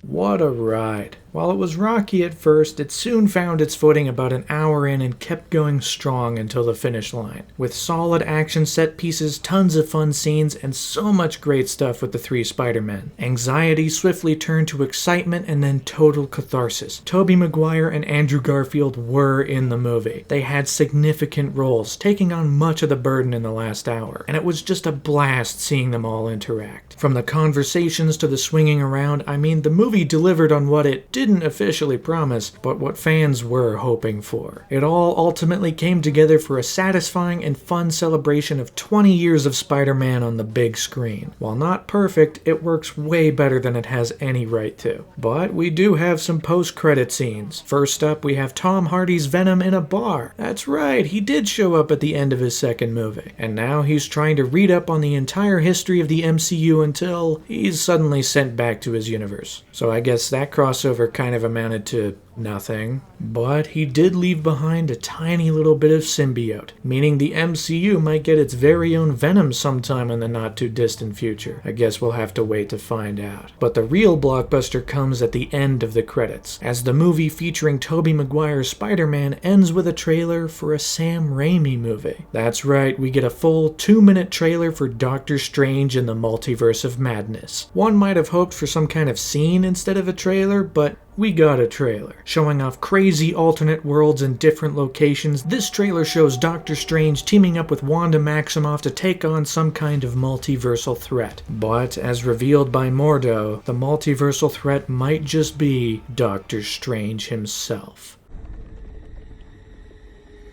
Things just got out of hand. Oh boy, now that looks like a big old tie-in to What If. Could it be the same Doctor Strange that appeared there? I don't know, but there are too many similarities to rule it out just yet. Overall, the movie looks big, it looks exciting, and the trailer eventually made its way online shortly after No Way Home's release, allowing fans to comb through every inch for any hints towards the larger story. After No Way Home gave such a fun multiversal story, fans were ready for Marvel to strike again with Doctor Strange 2. Until then, fans were able to reel in the immense success of No Way Home. The movie kicked off with not just the biggest opening weekend of the pandemic, but one of the biggest opening weekends of all time, raking in an astonishing $260 million in its first 3 days. But it didn't stop there, because across its run, No Way Home took in a whopping $804 million domestically and $1.9 billion worldwide. No other movie since the start of the pandemic even came close. The power of 3 Spider-Men hitting the big screen managed to light up movie theaters for weeks on end. People weren't just watching it once, they were re-watching it to see all of the multiversal craziness, to see the 3 Spider-Men interact. It was huge. The excitement for most had paid off. No Way Home was a success. But now came the very awkward period of time. I mean, after spending so much time obsessing over this movie, what are fans gonna do now that it's out? I mean, I kinda didn't expect to get this far. Or at least, I didn't think about what to do once I got this far. But time marches forward regardless, so let's march forward with it, shall we? 2022 got off to a slow start, at least relative to Marvel standards. I mean, the last year had seen 5 Disney Plus shows and 4 movies. It was by far the most densely packed year for the MCU yet, and thankfully 2022 wasn't going to be quite as jam-packed. Despite that, it was still going to be a big year, because while there would be a bit of time to breathe after No Way Home, there wouldn't be much, as eyes inevitably began to turn to the next show to hit Disney Plus, Moon Knight. It all kicked off on January 17th with the first trailer, showing off Oscar Isaac as the very British Stephen Grant, who's apparently been having some trouble sleeping. As it turns out, there's more than one person occupying this body, which entangles Stephen into a big ol' superhero web that will take him on a big 6-episode adventure. Because not only are there multiple people in his head, but the end of the trailer reveals that there's even more to him than he initially thought. Something a bit more supernatural.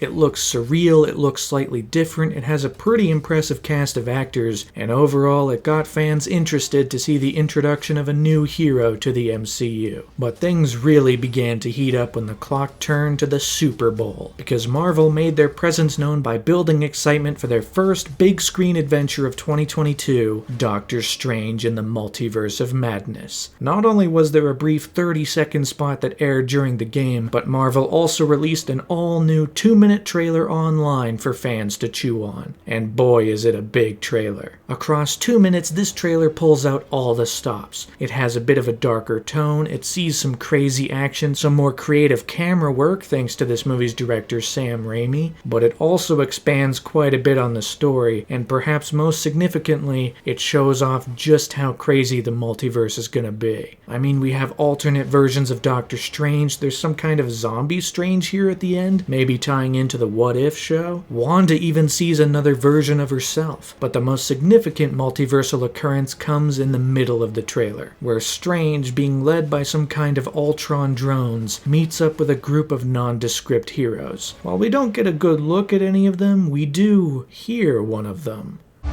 We should tell him the truth. And boy, that sounds a whole hell of a lot like Patrick Stewart. Does this mean what I think it means? Professor X? That Professor X is making an appearance in this movie? Who else is gonna show up? Rumors have already circulated about John Krasinski showing up as Reed Richards, but things might go even crazier than that. Could Chris Evans come back as Johnny Storm? Could any other member of the X-Men or Fantastic Four make a return? Will this be the introduction of the X-Men and Fantastic Four into the MCU? The new poster also carried some interesting little details. Specifically, right over here, it looks like the shield for none other than Captain Carter. Could she make a live-action appearance after her debut in What If? The 30-second spot also brought along some new hints, like another version of Doctor Strange and potentially a zombified Wanda Maximoff. And then, separate from the trailers, outside rumors began to spill in, like, could Tom Cruise show up as a variant of Iron Man? That would be absolutely nuts if it happened. I mean, what this trailer showed above all else was that the potential of the multiverse could be unlimited, and fans soon marked their calendars for when they'd finally be able to see that potential utilized when Doctor Strange's second adventure hit the big screen. But that wasn't all Marvel brought for the Super Bowl, because Moon Knight also got a 30-second showcase, showing off more action and more surreal, mind-bending trickery regarding Stephen and Mark's control of the same body. Overall, it was a big day for the MCU, showcasing both old and new in exciting ways, giving fans a lot to chew on in the following weeks. And the trailer fever only continued from here, because once the clock turned to March, Marvel continued to build excitement for their 2022 slate with the first trailer for Ms. Marvel. Across nearly 2 minutes, this trailer showed off a far more lighthearted and easygoing tone for this next 6-episode series, introducing audiences to Kamala Khan. In fact, it seems to kind of introduce us to her world through her eyes. ways, because the start of this trailer sees a bit more stylization, some more creative camera moves, along with little drawings all over the screen, speech bubbles, devil horns, the Marvel logo appears in a thought bubble. That kind of stuff is fun, but the reception to this trailer was not flawless, mainly because this trailer confirmed what many fans had feared. The MCU was going to change Kamala's powers. In the comics, and even the Marvel's Avengers video game, Kamala Khan has stretchy and expanding powers. You know, a bit of Reed Richards crossed with making her hands like really big. All of which stemmed from the fact that Kamala is an Inhuman. Yeah, the same Inhumans that had that much maligned IMAX show back in 2017. But here, the origins seem explicitly tied to Kamala's family heritage, completely ignoring the Inhuman side of things. And the powers looked a lot more crystalline and less Stretch Armstrong-y. Maybe it was a change to make the show better, or maybe it was an unnecessary change considering that Marvel has been more faithful to other characters in the past. Or maybe they're just scared to re-dig up the Inhuman stuff. Either way, the Miss Marvel trailer was out, it got some attention online, both positive and negative, and set its release for June 8th, 2022. But before she could make her live-action debut, MCU fans would soon turn to the next project on the horizon, Moon Knight. Because the clock had now turned to March 30th, 2022. It was now time to pop open Disney Plus and witness the introduction of the MCU's latest new hero.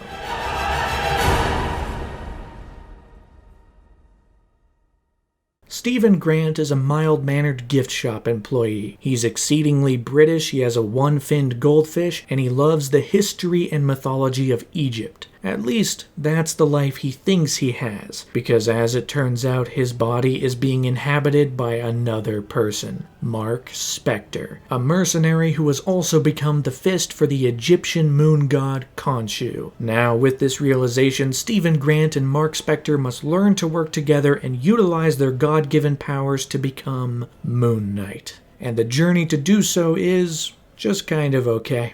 Despite the fact that this is the first Disney Plus show to tackle a new title character, it more or less falls into the same pros and cons of all of the other MCU Disney Plus shows. You have some really good performances, some cool moments, but the whole thing is also too long and the pacing is pretty slow and sometimes a bit tedious, especially if you're watching it in one big go. Like most of the MCU Disney Plus shows before it, this is a 6-hour movie that would likely be better if it was a 2-hour movie. Doesn't even have to be a theatrical movie, but cutting it down would make it snappier, more brisk, it would cut down on some of the superfluous aspects, and overall just make the whole thing better. But in the world we live in, Moon Knight is a 6-episode limited series, one that, even with those cons, it still has a fair amount of pros. Most specifically, Oscar Isaac is great in this. He plays both of his characters really, really well. You're able to understand the differences between them, even beyond Stephen's British accent. You know, the two of them carry themselves differently, they interact with things differently, they engage with other characters, specifically Layla, Mark's wife, very differently. Mark is elusive and often secretive, while Stephen can't help but be honest and will say virtually anything if it's a true statement. And then you have the moments where they switch. While a lot of those moments follow only one perspective as you see them blip in and out of consciousness, there are other moments where you see the change right before your eyes. And it's all performance. It's great.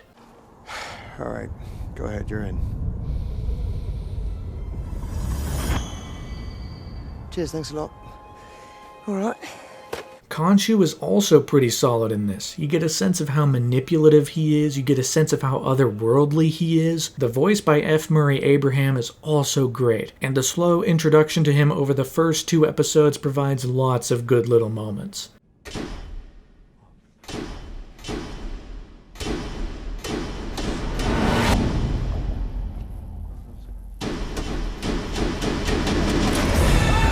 Ethan Hawke is also pretty solid in this. He's also introduced by putting shattered glass into his shoes and putting his bare feet into them, so, you know, there's that. The downside to all of this, though, is that there isn't a whole heck of a lot of Moon Knight. The moments where Mark or Steven suit up as the title hero are few and far between. I mean, I understand the impulse to go with this more character-focused story and seeing the dynamic between Mark and Steven, but the action could also be part of that. Because when Moon Knight does come out, those moments are pretty cool, especially the big fight at the end of episode 2. That's quite a bit of fun. But what the show doesn't have in action, it makes up for with absurdity.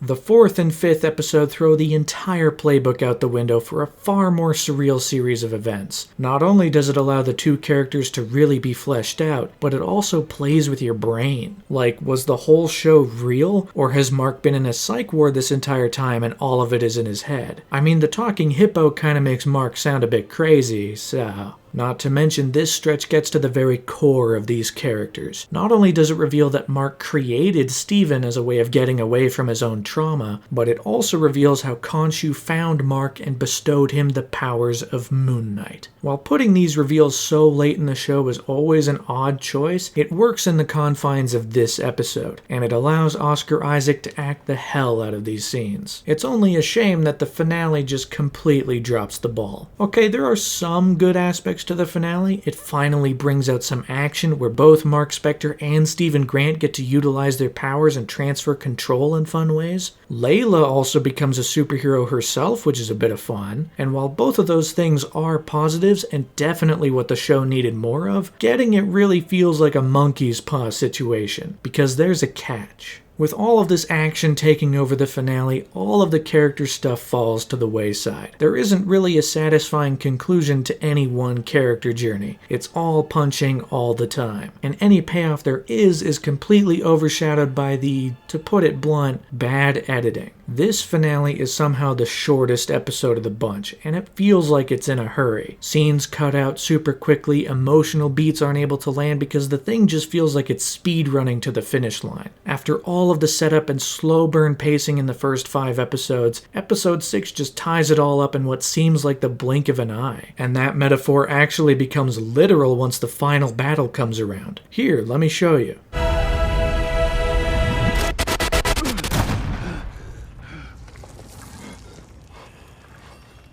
Yep, that's it. We blink and the whole thing is over. I mean, I get the idea, but the execution just takes the air out of the entire finale. But the show ends in success. The villains have been defeated, Mark and Steven are freed from Khonshu, and they are now able to live out their lives. Actually, not really, because once it cuts to the post-credit scene, it's revealed that Mark and Steven are not the only ones inhabiting this body. In fact, Khonshu lied to them both. Turns out, Khonshu's most valuable asset is the third personality, Jake Lockley, setting the stage for Moon Knight to return either in Season 2 or a crossover movie down the line. And there you have it. That's Moon Knight. While it had interesting ideas and a really good performance at its center, the story doesn't quite come together by the end. And reviews largely followed the same sentiment. There were some positive reviews, some more negative, making this overall a fairly middle-of-the-road MCU venture. But perhaps most damning of all is the sinking feeling I got from watching it. Because the longer it went on, I slowly began to realize something. I didn't watch this show because I wanted to, I watched it because I had to. This wasn't a fun event that I was waiting to be part of, this was an obligation, an appointment I made to keep up with the larger MCU. And while some parts of the journey were solid, I can't say the whole venture was entirely worth it. I think, more than anything, I'm a little tired. At the very least, the big screen side of the MCU was looking pretty solid, because during the month of April, developments continued regarding the MCU's massive year ahead. Specifically, things started heating up regarding the second MCU movie of 2022, Thor: Love and Thunder. Having been announced all the way back at Comic-Con 2019, anticipation for this one was already sky high. Not to mention, it was the rare 4th entry into an MCU franchise. I mean, most everything else is capped out at 3 movies, or just hasn't gotten to 3 yet. But Thor's getting 4. And fans were growing increasingly antsy over the early months of 2022 because there was no trailer for the new movie. Despite being set for release in July, only 3 months away, there was no trailer. The press tour had started with Chris Hemsworth, Tessa Thompson, and Taika Waititi confirmed to be doing interviews, but still no trailer. That was until April 18th, 2022, where finally, just before the release of Doctor Strange 2, Marvel Studios finally released Thor 4's official trailer. It's a brisk trailer, sitting at 90 seconds, but it packs in quite a bit, showing Thor trying to figure out who he is following the events of Avengers Endgame, including going to crazy new places, potentially visiting New Asgard currently run by Valkyrie, and perhaps most exciting of all, spending a bit of time with the Guardians of the Galaxy. You ever feel lost? Just look into the eyes of the people that you love.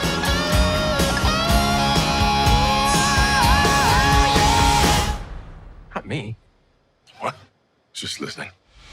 But then the trailer brings out one final reveal. After making the promise of her appearance back in 2019, this trailer brings the first official look at Natalie Portman as the mighty Thor. She's even wielding a reforged Mjolnir. How cool is that? Excitement for Love and Thunder skyrocketed with this trailer. It didn't show any plot hints, just cool images and some fun humor. If Thor Ragnarok was anything to go by, this movie was going to bring about yet another solid Thor adventure. Meanwhile, the future of Phase 4 got a bit of a shakeup as 2 of 2023's MCU films swapped release dates. Originally, Captain Marvel 2, or The Marvels, was set for February 2023, and Ant-Man and the Wasp Quantumania was set for July 2023. But seeing as Ant-Man had already wrapped and The Marvels was still in the middle of production, the 2 release dates wound up being swapped. Ant-Man 3 was set for February 2023, and The Marvels was set for July 2023. At the very least, Guardians 3, set for May 2023, hadn't moved a bit, which is a good thing. That movie's been delayed far too long. But before any of that can happen, Marvel was set to begin its 2022 slate of movies, because it was now time for the release of Doctor Strange and the Multiverse of Madness. After the multiversal craziness that was in No Way Home, fans' excitement was reaching a fever pitch for a movie that promised to dive headfirst into multiversal possibilities. With so many rumors, fan theories, and supposed leaked images, it was no secret that fans were expecting a deep dive into alternate universes. Hell, I even saw a rumor that the multiversal shenanigans would get so crazy that Optimus Prime would make an appearance, which admittedly would make the movie an instant 10 out of 10. But perhaps the expectation that this movie would be that crazy was misplaced, because just before the release of the movie, Kevin Feige would later admit that too much was shown in the trailers. Meaning the trailers might have already revealed some of the biggest twists, like the potential appearance of Professor X. You know, maybe that was it. Couple that with the fact that the movie was only going to be 2 hours long, the message was being sent out that this movie might not be as crazy as some people were suspecting. Despite that, excitement for Doctor Strange 2 was going sky high. After only 5 months since No Way Home dominated the box office, Marvel was hoping to strike twice, because the clock had now turned to May 6th, 2022, where after 6 years since his first solo adventure, Doctor Strange was back on the big screen to go absolutely mad in the multiverse.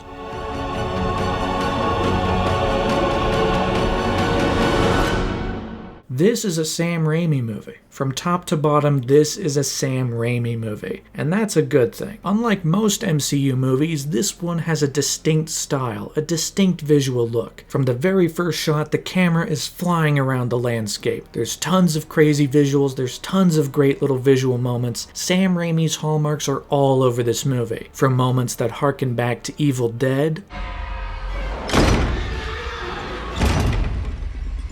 to moments like the fight with a big tentacle monster that ends with a street lamp impaling it right in the eyeball.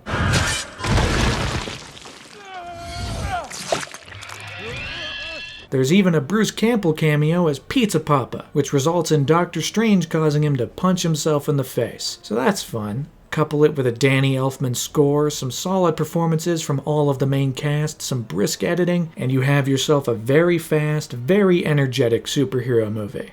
It's just a shame that the script falls a bit short in a few areas. This movie sees Doctor Strange united with America Chavez, who has the ability to open portals to different universes, only she can't control it. But that doesn't stop her power from being sought after by this movie's main villain, Scarlet Witch. That's right, Wanda Maximoff is the big bad this time around, which is rather sudden. On one hand, it's respectable that the movie doesn't play coy with whose side she's on for very long. Like, it reveals in her first scene that she's after America Chavez, and it reveals why.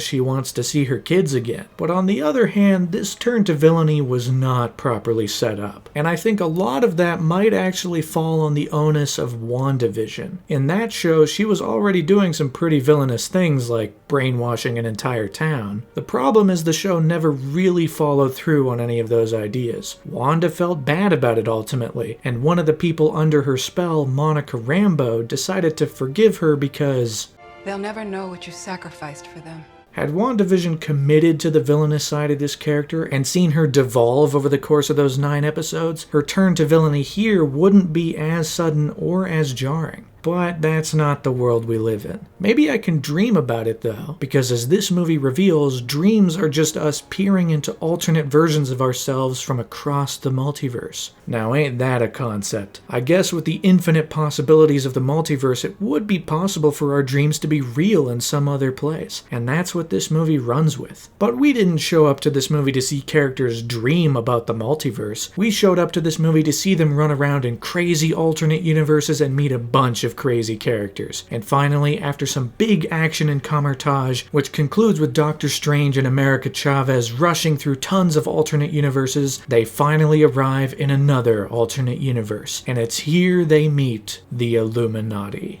The Illuminati? The Illuminati. Have you never heard of the Illuminati? Not even like the comic book concept. I mean like the triangle with the eye in it. You've never heard of that? Huh. Weird.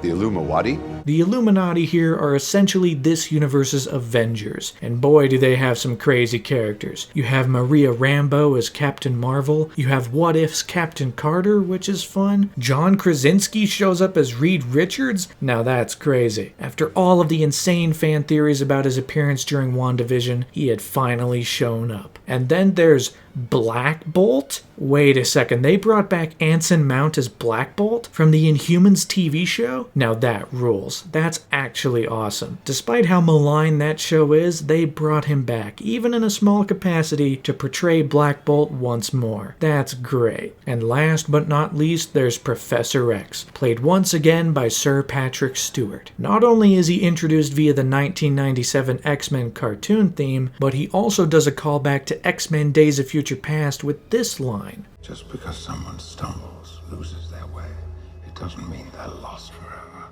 Just because someone stumbles and loses their way doesn't mean they're lost forever.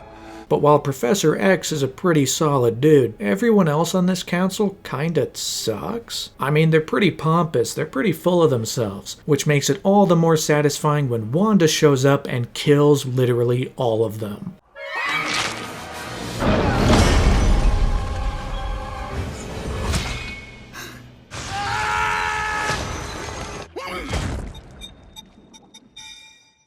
Yep, every single one of them dies, and it might just be the most fun sequence of the movie. I mean, we have an alternate universe's Avengers essentially, we get to see variations on characters we know, some characters from other franchises, and Sam Raimi gets to have a blast murdering every single one of them. But it's not long after this scene wraps up that you start to realize that that's it. As in, that's the extent of this movie's multiversal craziness. Kevin Feige wasn't kidding when he said the trailers might have revealed too much, because they revealed the one scene that was gonna happen. You know, this is the only scene of its kind in the movie. While a movie like this drowning in cameos is probably not a good outcome, and would likely become a big Ouroboros, you know, a snake eating its own tail, I gotta admit, I think I wanted more cameos. I mean, after No Way Home had lots of fun with its multiversal ideas, it's not a stretch to hope that the movie called Multiverse of Madness will do something similar. And it's also due to the fact that this is probably the most fun part of the movie, and I think I just want so much more of that. But this movie doesn't have any more of that, which is a little underwhelming. It does have a music battle though, where Doctor Strange fights Doctor Strange with music notes, and that's quite a bit of fun. Not only that, but the whole movie centers around the Darkhold, which in the finale allows Doctor Strange to dreamwalk into the corpse of his alternate self in order to stop Wanda.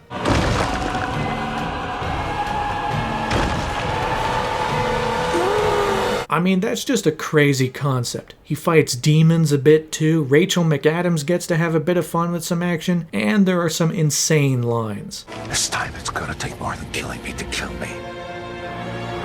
I mean, there's nothing like seeing a Doctor Strange corpse giving a motivational speech to America Chavez to get you to realize this is definitely a Sam Raimi movie. Ultimately, the climax of the movie sees America Chavez finally gain control of her powers. She shows Wanda how far she has truly fallen, and then, to help prevent further suffering, Wanda crushes herself within the mountain that contains the original Darkhold spells. So I guess that's the end of the Scarlet Witch? Nah, definitely not. She'll come back at some point. But overall, Doctor Strange is able to return to his home universe, America Chavez begins to be trained in the mystic arts, and all is well with the universe. Well, except for this.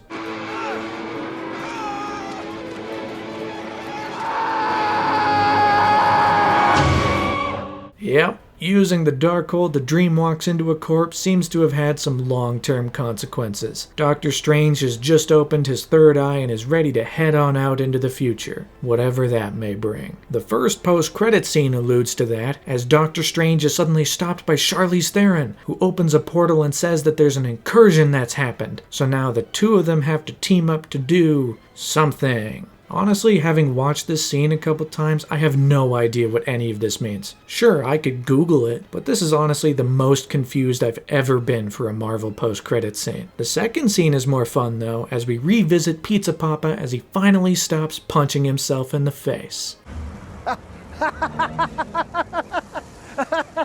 It's over! Ah, that's good stuff. Overall, Multiverse of Madness has some really good stuff and some really not good stuff. It's sometimes inconsistent with itself and especially with some other projects in the MCU, but it also carries its own unique Sam Raimi style. Critical reception followed the same kind of lines. There were positives with Sam Raimi's style, but criticisms for how it is bogged down both in being a sequel to so many previous MCU properties and a trailer for so many future MCU properties. But the more interesting part of the reception came from audiences, or at least the vocal part of the fandom, because this movie kind of became the first love it or hate it MCU movie. Some people loved it for its positives, but others hated it for the drastic and sudden change in Wanda's characterization, some of the more goofy set pieces, and yes, for the lack of cameos. In fact, it was in these criticisms that fans began to uncover some details on how exactly the movie came to be what it is. They might not have gleaned a complete picture, but they uncovered some of the big pieces. For one thing, this movie was originally supposed to be released before No Way Home. This movie would introduce audiences to the multiverse and America Chavez, both of which would have a major impact in No Way Home. But then the pandemic shifted the release schedule and No Way Home came first, which might have resulted in the less than stellar first half of that movie. But that also could have led this movie to be the setup that came after the payoff. No Way Home was the big explosion, and this movie wasn't. So, over the course of production, things changed quite a bit. There was a heavily publicized period of reshooting towards the end of 2021, which many said was rather significant even for a Marvel movie, and with other reports saying these reshoots were meant to bring in more multiversal craziness, it isn't a stretch to assume that the reshoots added the Illuminati. It's the one big section of the movie that goes into cameo territory, and none of these characters are mentioned before or after this scene. It's also also a bit more apparent on rewatch that this scene feels just a bit different than everything else. The rest of this movie is Sam Raimi's, but this part is an MCU movie. All of these factors combined led to the movie we ultimately got, a movie that was greatly disappointing to a whole host of fans, and that was reflected in the box office. The movie started huge, opening with a whopping $187 million in its first 3 days. No doubt thanks to the immense amount of excitement and goodwill coming from No Way Home. But the second weekend told a different story, as the movie swiftly dropped a whopping 67% in its second weekend. And following that, the movie went on to rake in a grand total of $411 million domestically and $955 million worldwide. While those numbers are definitely nothing to sneeze at, the 67% drop for the second weekend was pretty startling. So much attention had been given to the movie prior to its release, but once people saw it, they didn't stick around as much as they did for some other MCU entries. It was far from a failure, but it was a chink in the armor, and with so much excitement having gone in, some fans couldn't help but be disappointed coming out. But the MCU would continue to truck forward regardless, because with the summer movie season having begun, press surrounding the MCU's future came through thick and fast. On one end, you have some press regarding Thor: Love and Thunder, with exclusive images and interviews with director Taika Waititi, and on the other end, you had Guardians of the Galaxy Volume 3 wrapping production, with plenty of the cast and director James Gunn sharing how bittersweet this whole process was. Then, on the Disney Plus side of things, promotion finally hit a swing with the upcoming She-Hulk series, kicking off on May 17th with the first official trailer. Across nearly 2 minutes, this trailer introduces us to Jennifer Walters, cousin of Bruce Banner, and like her cousin, she has also become a Hulk, a big green giantess who can punch and kick like the best of them, and also do lawyer stuff. Promising to show off a new corner of the MCU, reveal some new characters, tell a comedy story, this trailer was pretty well received by fans. Wait, what?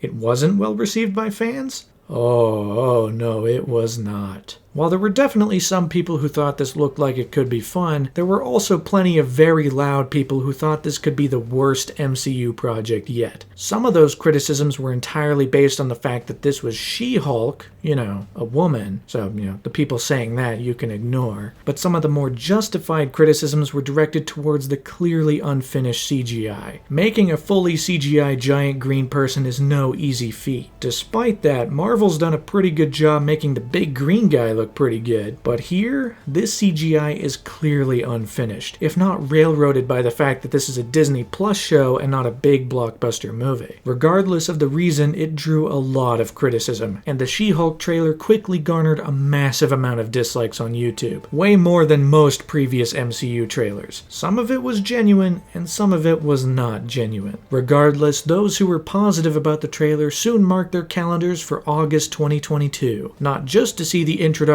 of this new character, but also the return of Tim Roth as Emil Blonsky, and potentially Charlie Cox as Matt Murdock? I guess we'll find out. She-Hulk wasn't the only thing to get a trailer though, as only a few days later, Thor returned to the spotlight with the second trailer for Love and Thunder. Narrated by Korg, this trailer reveals a whole bunch more of the story this fourth entry is gonna tell, starting with the unexpected arrival of Jane Foster as the mighty Thor. Jane? Then building into the full reveal of Christian Bale's villain, Gore the God Butcher, who's taken on a vow to kill every single god. And now Thor's the next one on his list. So the heroes must spring into action, journeying to colorful and vibrant locations, meeting a whole bunch of new characters, and getting naked in the process. And flick! Oh, you flicked too hard, damn it! Shall we help him? Then eventually, grape. It definitely had a different vibe than Ragnarok, but if this trailer was any indication, audiences were in for another fun ride with the God of Thunder. The only downside is that not a lot of this trailer featured the Guardians of the Galaxy. Couple that with the shot of the Guardian ship leaving Thor behind from the first trailer, and one can easily guess that the Guardians might only be in the movie for the first 20 or so minutes. Which is a shame, but Thor looks like he's going on a fun adventure regardless. Before any of that can happen though, Marvel had fans turn their attention back to Disney Plus, as their next series had now arrived. None other than Miss Marvel. After plenty of marketing and press surrounding the show, the clock had now turned to June 8th, 2022. Now, after only 8 years since her comic book debut, audiences and fans popped open the streaming service to see Miss Marvel arrive for her live-action debut. This is the first time I felt the MCU has properly utilized the television format on Disney+. Pretty much all of the other 6-episode Disney Plus shows could be condensed into 2-hour movies, and they'd likely be better for it. But Miss Marvel is actually able to justify its extended runtime and format by actually utilizing that time to flesh out the characters, deepen relationships, and tell its story. It's still not flawless, it's probably a bit too long, the pacing takes a hit in some places, and the larger plot ideas like the clandestines aren't the most interesting, but it's a better outcome than a lot of the 6-episode shows thus far. Miss Marvel centers on Kamala Khan, an American-born Pakistani living in Jersey City. Her life is like a lot of teenagers' lives. She has her group of friends, she's not necessarily the most popular kid in school, and she's a huge fan of superheroes. But things flip on their head once a family heirloom comes into her possession, ultimately giving her superpowers. And yes, those powers are quite different from the powers in the comics, and while that is probably a bummer for fans of the Miss Marvel character, the idea of tying it to her family heritage actually works pretty well for this show. It allows the show to center on its heart, which is the idea of family. More than any other MCU project, family is at the center of this show, and that's part of what makes this one as good as it is. This one's a pretty fun romp. It has solid characters, it has some fun humor, and it especially hits a stride with its representation. For a long time, Muslims, Pakistanis, any South Asian character really, a lot of them have been portrayed as villains or terrorists, even within the MCU. But here, this show does nothing but present positive affirmations about this culture. You get to see everyone enjoy their lives, enjoy who they are. This is especially prevalent in the wedding sequence in episode 3, where the show just stops the plot progression to instead show you all of these people living their best lives. There's a reverence for the culture, for the people, and it's that kind of positive representation that speaks to so many audience members who perhaps haven't been able to really see themselves in the MCU just yet. Not to mention, the show has so much more visual life than a lot of other MCU projects. Right from the get-go, the camera is flying around. They're doing tons of creative stuff with text on the screen, camera moves to keep up some energy. It allows you to get inside Kamala's head. You're not just watching her show, you're experiencing the show through her eyes. There's a lot of good to this show, and in fact, the only things that really stand out as not passing the bar are the technical things. The visual effects here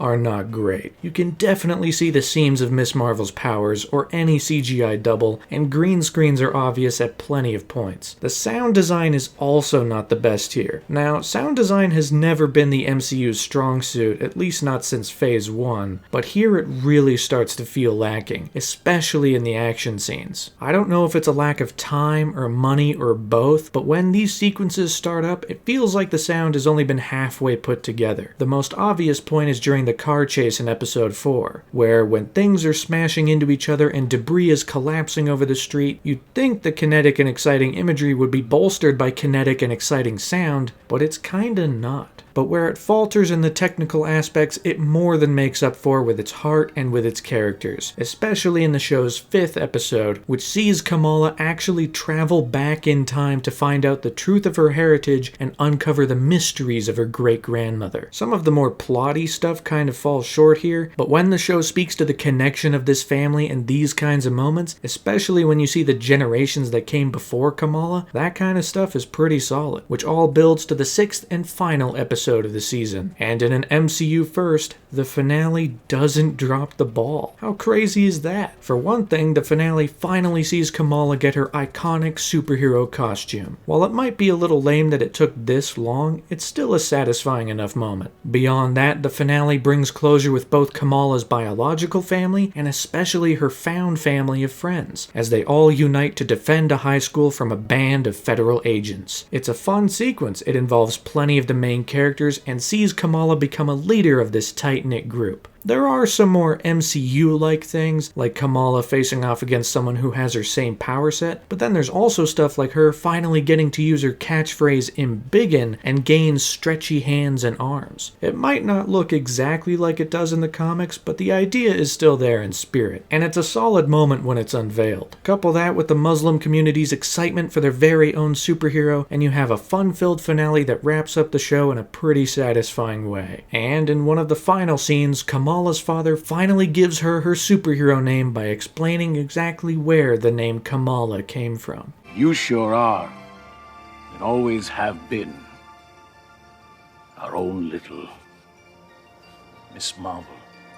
It's not a flawless show, some of the plot ideas aren't super interesting, but when it comes to the characters and the larger themes that it plays with, it comes together in a pretty solid way, and ultimately makes this probably the best MCU Disney Plus show yet. And it's only the beginning for Kamala Khan, as the post-credit scene sees her suddenly vanish into thin air, replaced by Carol Danvers.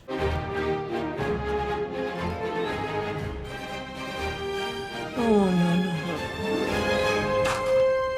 It's fun, it's light, it sends a positive message, it comes together to tell a relatively satisfying story about the MCU's newest hero, and it does it all with pretty positive reviews. Critics enjoyed this show quite a bit, even more than they had the previous MCU shows, with plenty of praise for the characters, the culture, the tone, but drawbacks for the plot side of things. But overall, Ms. Marvel was a success with fans and critics, and with her show having torn it up on Disney Plus, the time had now come once again for MCU fans to journey to the big screen, because Marvel was back in theaters for their second movie of the year, Thor: Love and Thunder. Thor has been through quite the journey, hasn't he? Having been in the MCU for 11 years, the character has been explored in several different ways, both on his own and as part of a team. And now he's the first character to get a fourth solo movie. A solo movie that finally arrived on July 8th, 2022. After 4.5 years since Taika Waititi and Chris Hemsworth tore down Thor and rebuilt him from the ground up, they were now back to do it all over again. It was now time for audiences to get seated and witness Thor's latest crazy adventure.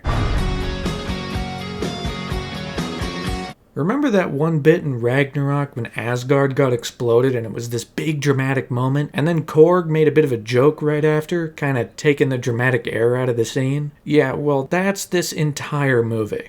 From start to finish, this movie is in a constant conflict between trying to be the funniest movie it can be and trying to go far more dramatic than Ragnarok ever did. Jane Foster is one major example of this, because it's revealed that she's battling stage 4 cancer and is having a hard time adjusting to that reality. Reasonably so.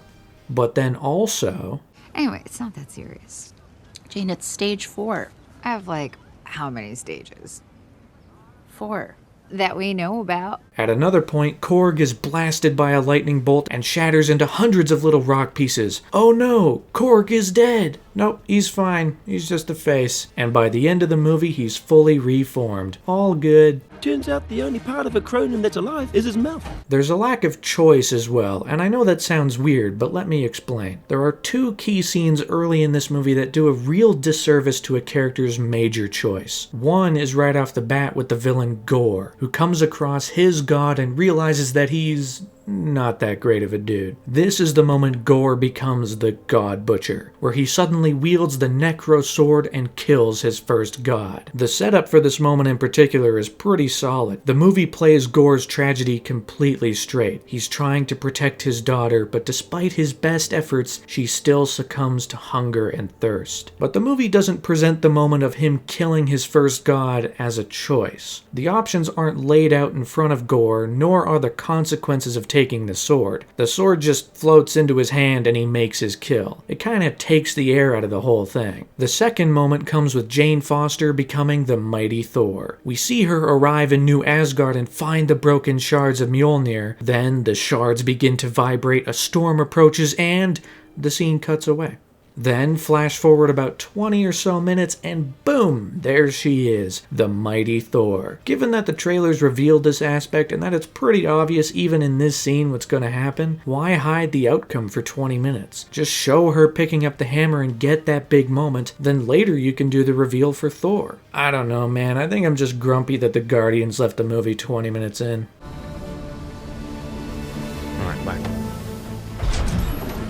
Just as I suspected from the trailers, the Guardians leave the movie before the story for Thor actually kicks off. But even when the Guardians are in the movie, they're not really acting like themselves. Given the limited amount of time they have here, they just feel like they're acting like exaggerated caricatures of themselves, which isn't as fun. It's a shame given that the promise of Thor and the Guardians teaming up was one of the most fun hooks from the end of Endgame. But in this movie, it kind of feels like the Guardians were a burden on the filmmakers, and so they just ditched that whole idea before it could even take off. It's like, man, why am I even watching these if exciting setups just wind up materializing into lackluster payoffs? Anyway, the story this time sees Thor team up with Jane Foster, Valkyrie, and Korg to take down Gore the God Butcher before he reaches eternity and makes a wish to kill all of the gods in one fell swoop. Together they go to crazy new locations like Omnipotent City, which has tons of gods like the Cronin God, who sits on a throne of scissors. And of course, there's Zeus, who the characters quickly realize kinda sucks, which leads to a big ol' fight scene. After that, they journey to the Shadow Realm, which is a really interesting location visually. I mean, for one thing, the planet's tiny. But also all color is drained from the atmosphere, which gives it an eerie kind of feel to it. The only time color appears is when one of the heroes ignites their weapon, and that's a fun little detail. But even with fun locations and some exciting set pieces, the story itself just doesn't come together. Not just because of the lack of choice or the flagrant abandoning of the Guardians, but also due to the lack of setup. Thor? Can you see me? Floating hit alert. Yes, exactly. Partway through this movie, a kid's head appears in midair. Not only do the visual effects look bad, but also he reveals that he can do this because he's Heimdall's son. Now, that would have been solid information to know before this happened. Doesn't even have to be much. Just establish that Heimdall has a son and that he's learning to see like his dad. Boom. This scene is suddenly less jarring. Then, at the end of the movie, Thor bestows his powers to a legion of kids to help them fight off against shadow monsters. This is admittedly a fun scene. The kids are swinging their weapons around, one kid is using their stuffed bunny to shoot lightning lasers. It's neat. But also, this ability from Thor to bestow his abilities to others comes out of nowhere. All you need is a quick line sometime earlier in the movie to establish that this is a thing that is possible, and boom. Suddenly, the reaction to this moment becomes, yeah, let's go kids, let's fight some shadow monsters. But as it stands, the reaction to this moment is, wait, Thor can do that? Alright. It's kind of crazy that this movie turned out like this despite Ragnarok succeeding at these exact same things, in spades. But I think there are two major possible ways the movie turned out like it did. One, the script wasn't finished before shooting, so the actors were left to improvise to fill in the blanks and create the story as they went. Or two, the script was finished and had all these ideas, but the reliance on improv buried these setups in an endless field of jokes about screaming goats. I don't know which one's true. I'm inclined to think the former because a lot of the dialogue scenes kind of feel like they're being made up on the fly, and the following big sequences have to accommodate. It's just kind of a mess. The movie is trying some bigger things, it has some fun sequences and some cool visuals, but it doesn't come together and the humor is just not as fun as it was last time. Ultimately, however, Gore and the two Thors reach eternity. Jane Foster winds up succumbing to her cancer, resulting in a fairly well done death sequence where Thor says goodbye. And then Gore decides not to wish for the gods to die. Instead, he wishes for the return of his daughter. But given his use of the Necro Sword,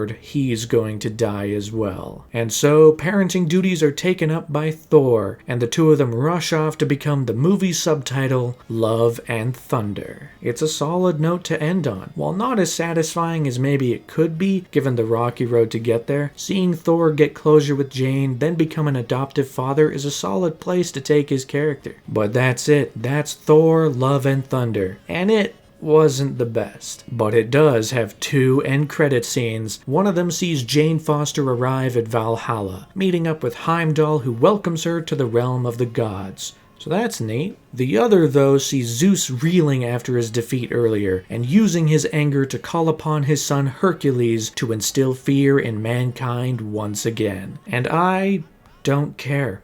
I'm sorry. I just don't. The MCU has had a pretty lousy trend lately of disregarding previous post-credit scenes or teases. The Scorpion hasn't appeared in a movie since being teased at the end of Homecoming, though I'm not super heartbroken about that. Mordo was set up to be a villain at the end of Doctor Strange, but that version of Mordo didn't even appear in Doctor Strange 2, and apparently a deleted scene saw him get killed off by Wanda at the start of the movie, so. And now we have the Guardians leaving this movie after being set up to join Thor at the end of Endgame. So forgive me if I don't really want to get invested in this movie's post-credit scene, because I just feel like it'll amount to an opening scene in the next movie or a scene that might even get cut. So. Reviews for Love and Thunder were naturally a little all over the board. There were some positive reviews praising the tone and visuals, and other more negative reviews, stating that the movie's reliance on jokes wound up suffocating everything else. Audience reception also came back rather mixed, which was also reflected in the box office. Like most MCU movies, this one scored a massive opening weekend, kicking off with $144 million in its first 3 days. But following in the footsteps of Multiverse of Madness, the movie dropped a whopping 67% in its second weekend, and ultimately tapped out with a grand total of $343 million domestically and $760 million worldwide, which is actually less than Thor Ragnarok back in 2017. Still, those are huge numbers, but one thing was starting to become a bit more apparent with the MCU's big screen presence. Marvel was still successfully getting people to show up to theaters, but they were getting increasingly worse at getting people to stay. But among all of the criticisms and negative reactions to the movie, there was one thing that stood out above all else: the visual effects. Visual effects were all over the movie, and while some of it was pretty good, there were other moments that looked flat or had shoddy composition, or in the most criticized of circumstances, they were an image of a kid's floating head, which looks pretty bad both in good quality and bad quality. But it wasn't just this movie that started to receive criticism for its visual effects. Marvel Studios as a whole started to receive this criticism. It all sparked from a Vanity Fair video where Taika Waititi and Tessa Thompson broke down a scene from the movie. And during the video, this moment happens. Okay. Does that look real? In that particular shot, no, actually.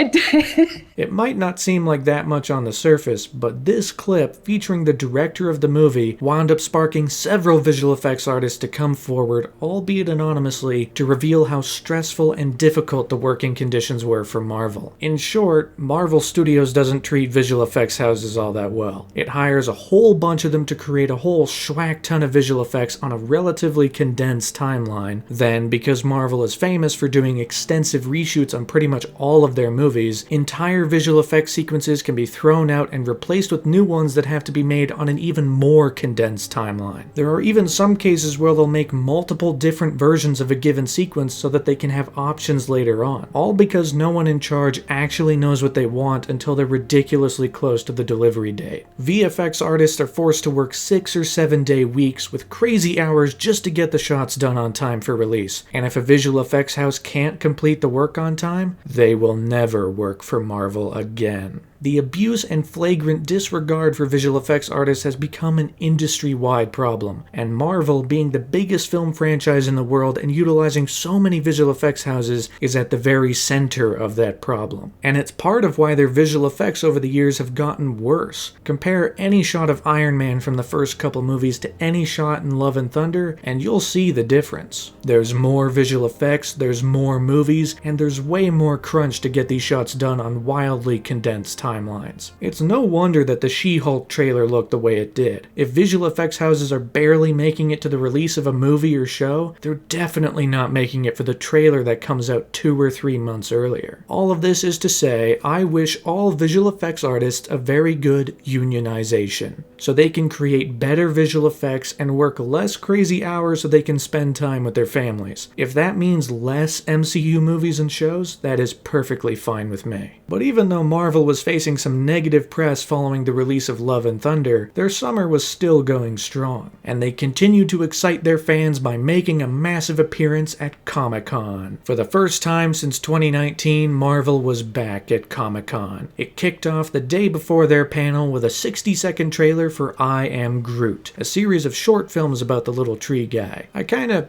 forgot this was happening, but there's a trailer now, so... This was also joined with some other Disney Plus news, with What If Season 2 slated to release in 2023, followed by Spider-Man Freshman Year, an animated series, in 2024. Then some further news regarding Marvel Zombies and the upcoming X-Men 97 follow-up series. But that's small beans. That was merely a prelude to Marvel Studios' full panel at Hall H. Because once the clock turned to July 23rd, Marvel unveiled a metric ton of news. To kick things off, it was announced that we are currently in the middle of the Multiverse Saga. The road from Iron Man to Endgame was the Infinity Saga, and now, with movies like No Way Home and Multiverse of Madness, we are in the Multiverse Saga. This also came with the announcement that MCU's Phase 4 will come to a close with November's Black Panther: Wakanda Forever, meaning Phase 5 will kick off with February's Ant-Man and the Wasp: Quantumania. But that's not all, as Kevin Feige unveiled the entire Phase 5 slate for 2023 and 2024. After Quantumania, Marvel will continue Phase 5 with the show's Secret Invasion, the movie Guardians of the Galaxy Volume 3, the Echo series, The Marvels, Loki Season 2, the Blade movie. The Ironheart series is dated for the fall of 2023. Agatha: Coven of Chaos is set for the winter of 2023/24, followed by Captain America: New World Order in May of 2024. And in an exciting development for Netflix Marvel fans, Daredevil was set to return with his very own sequel series, Daredevil: Born Again, in the spring of 2024. And then, right at the end of Phase 5, revealed for the very first time, Thunderbolts, being the culmination of all of Julia Louis-Dreyfus's appearances in the MCU thus far, bringing together a team of anti-heroes and villains in their very own movie. But that was merely the beginning of Marvel's panel, as they spent the rest of their time doing deep dives into their upcoming projects, starting with She-Hulk, which not only featured appearances from some of the cast and creators, but they also brought with them an all-new trailer, teasing some more of the fun and humor, as well as some of the crazy characters She-Hulk is going to encounter as a lawyer for the Superhuman Law Division. And it also shows off She-Hulk breaking the fourth wall. If you want to go back to your life as a lawyer, I respect that. He doesn't mean that. But perhaps most exciting of all is that the trailer ends with a very brief tease of Daredevil, confirming that he would in fact be part of the show, to some extent at least. Following that, Kobe Smulders was brought on stage to tease the next Disney Plus show after that, Secret Invasion, teasing the new and returning cast as well as showing the very first piece of footage which was exclusive to Comic-Con.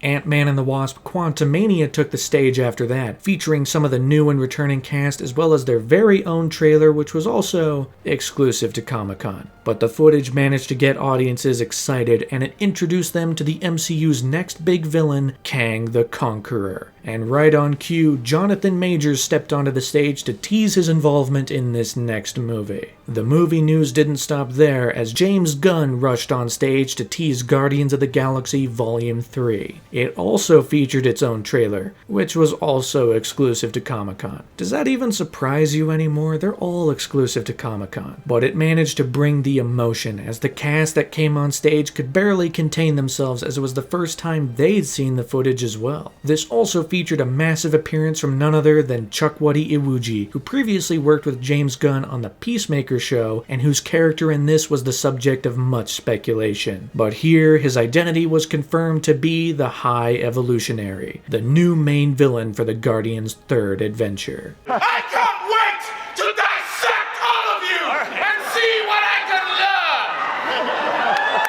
learn! But Phase 5 announcements weren't all that Marvel had up their sleeve, as Kevin Feige took a brief moment to tease Phase 6. Yeah, they're going so many years ahead, revealing a whole bunch of planned release dates for unknown properties. Only a few were revealed, but they were doozies. Kicking off Phase 6 was the much-anticipated Fantastic Four movie, and ending Phase 6 was another two-part grand finale, Avengers: The Kang Dynasty and Avengers: Secret Wars, which would would bring the MCU's Multiverse Saga to a close. The first of these two movies even got a confirmed director, none other than Destin Daniel Cretton, who had previously directed Shang-Chi and the Legend of the Ten Rings. And finally, the panel came to a close with a massive showcase for Black Panther: Wakanda Forever, which kicked off with a musical performance featuring some of the themes from the first movie. And then the cast, new and returning, went on stage with director Ryan Coogler, expressing their love for this world and how this movie would not only be another exciting adventure, but would also pay respect to the late Chadwick Boseman, which led to the reveal of the first official trailer. Was it exclusive to Comic-Con? This time, no it was not. It was also released online, allowing fans worldwide to get their first glimpse at the massive sequel, featuring plenty of hints to the new characters as well as the emotional toll on the returning characters, as this trailer confirms that the character of T'Challa has also died, and it's left to everyone else to pick up the pieces. Featuring the first official reveal of the movie's main antagonist, Namor the Submariner, as well as a brief glimpse of an all-new Black Panther. Overall, it looks like an emotional and big-scaled adventure. One that, actually looks like a real movie. I mean, after the rather static and flat composition from movies like Love and Thunder and No Way Home, this movie looks far more dynamic and visually interesting, which is cool. But that was it. That was Marvel's massive 1-hour Comic-Con panel, featuring plenty of things for fans to get excited about and tons of things for the more jaded audience to feel exhausted about. Like we're doing 2 more Avengers movies in a couple years, huh?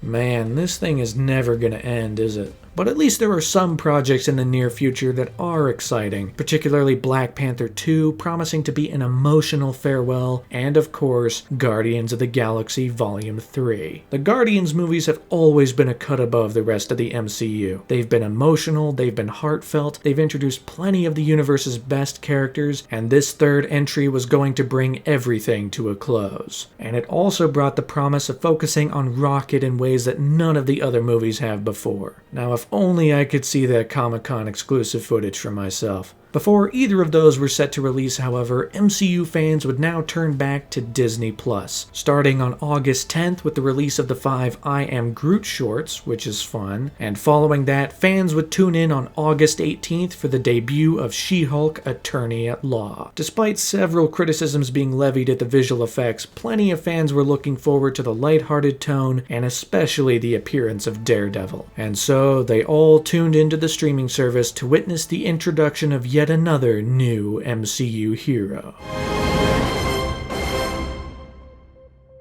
The best way to describe this show is mundane craziness. She-Hulk Attorney at Law takes an average person, gives them superpowers, and then watches as they try and live as normal a life as they can. Jennifer Walters is not trying to be the next Hulk. She's not trying to be the next big thing, which is what makes this show refreshing in a lot of ways. It takes an average person and throws them into this larger world, while still showing the more mundane side of their life. There's really not much more to say about this show than that. It's a fairly fun, entertaining enough 30-minute comedy series. There aren't many laugh-out-loud moments, but it's charming the whole way through. Jennifer Walters is a fun character. She's joined by a fun ensemble around her. I mean, you have her fellow lawyers, like the infinitely great Pug. He's honestly one of my favorite parts of this whole thing. Every line delivery of his is so great. I managed to sound very calm considering I was calling the freaking Hulk himself.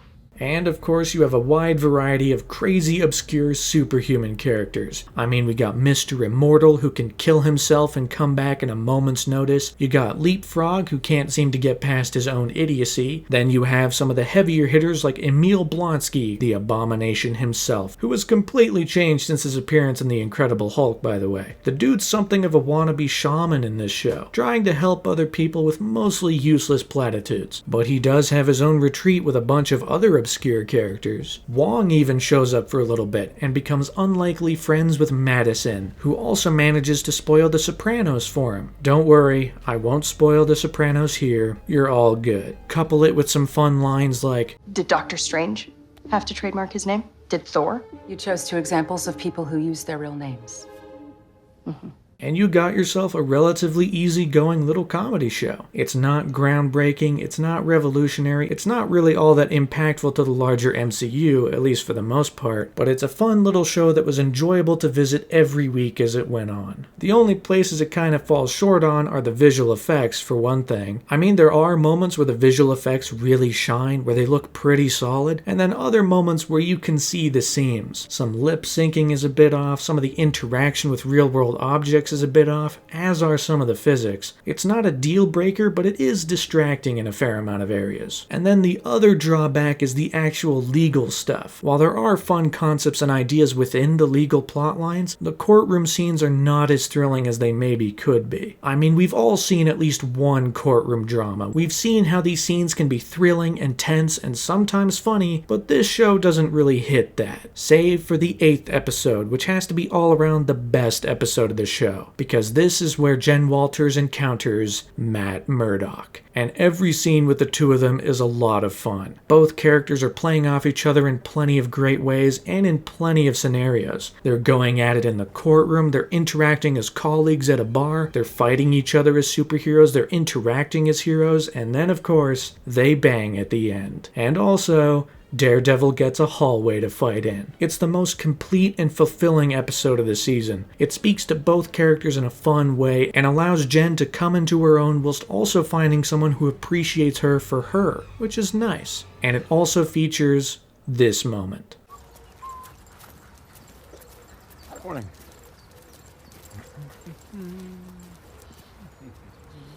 It's only a shame some of the longer form stories aren't as exciting. I mean, maybe it's because it's unfolding at a glacial pace and the episodic stuff is way more fun, but a lot of this is just not as enjoyable. But it all reaches a head in the season finale, which kicks off with a recreation of the Bill Bixby Incredible Hulk series intro, which is fun. Don't make me angry. You wouldn't like me when I'm angry. Beyond that, this finale is where it all comes together. And I mean, this is where it all comes together. Every disparate plotline comes to one single location for the big finale. But a sinking feeling starts to emerge when more and more characters appear. Like, oh no, is this another lame MCU Disney Plus finale? Well, following on from the series' penchant for fourth wall breaks, Jen Walters thinks the exact same thing. This is a mess. None of these storylines make any sense. Is this working for you? Wait, hold up. Did I accidentally leave the show? Oh, wait, no, I didn't. She-Hulk stopped the show herself, and now she's busted out of her own show and has entered Marvel's Assembled. In a super fun twist that pays so much homage to the comic book character, She-Hulk hijacks her own show to speak with the creators to get her a better ending. I mean, for a character like this, there was honestly no other way this could end. And in a super fun reveal, Jen finds herself face to face with Kevin. Not quite the Kevin Feige we all know, but a robotic AI algorithm with a baseball cap that controls the storyline for the entire Marvel Cinematic Universe. For 10 minutes, this show becomes so much fun. This whole conversation is filled with fourth wall jokes and Easter eggs, and the fact that Marvel is able to poke so much fun at themselves is just a great time. I possess the most advanced entertainment algorithm in the world, and it produces near-perfect products. Near perfect. Some are better than others, but I leave that debate up to the internet. There are only two real drawbacks to this. One is that it pokes a bit of fun at visual effects for being expensive, and that the artists have already moved on to Black Panther 2. While it is a funny fourth wall break, it is a tad bit poorly timed considering all of the reports of abuse of visual effects artists. The other thing is that once Jen alters the ending of her show to better fit her show, we don't really see that ending. We just cut back and everything's been resolved. It kinda takes the air out of the potential catharsis a little bit. But other than that, this is such a fun twist on the finale, and something that is totally in line with She-Hulk as a character. It's genuinely some of the most fun the MCU has had in a long time. And overall, it brings this series to a close. It was alright. There's some solid stuff, nothing outside of the visual effects really stand out as being bad. While the overarching stuff isn't the best, it's all thrown away for a much more clever finale. That, and the outrage that this show generated online managed to give this random 4-part MCU retrospective Retrospective a boost in views, which has since allowed the creator of said videos, Prime of Grammar, to start making money on the videos he makes. So that's cool. See you on the big screen.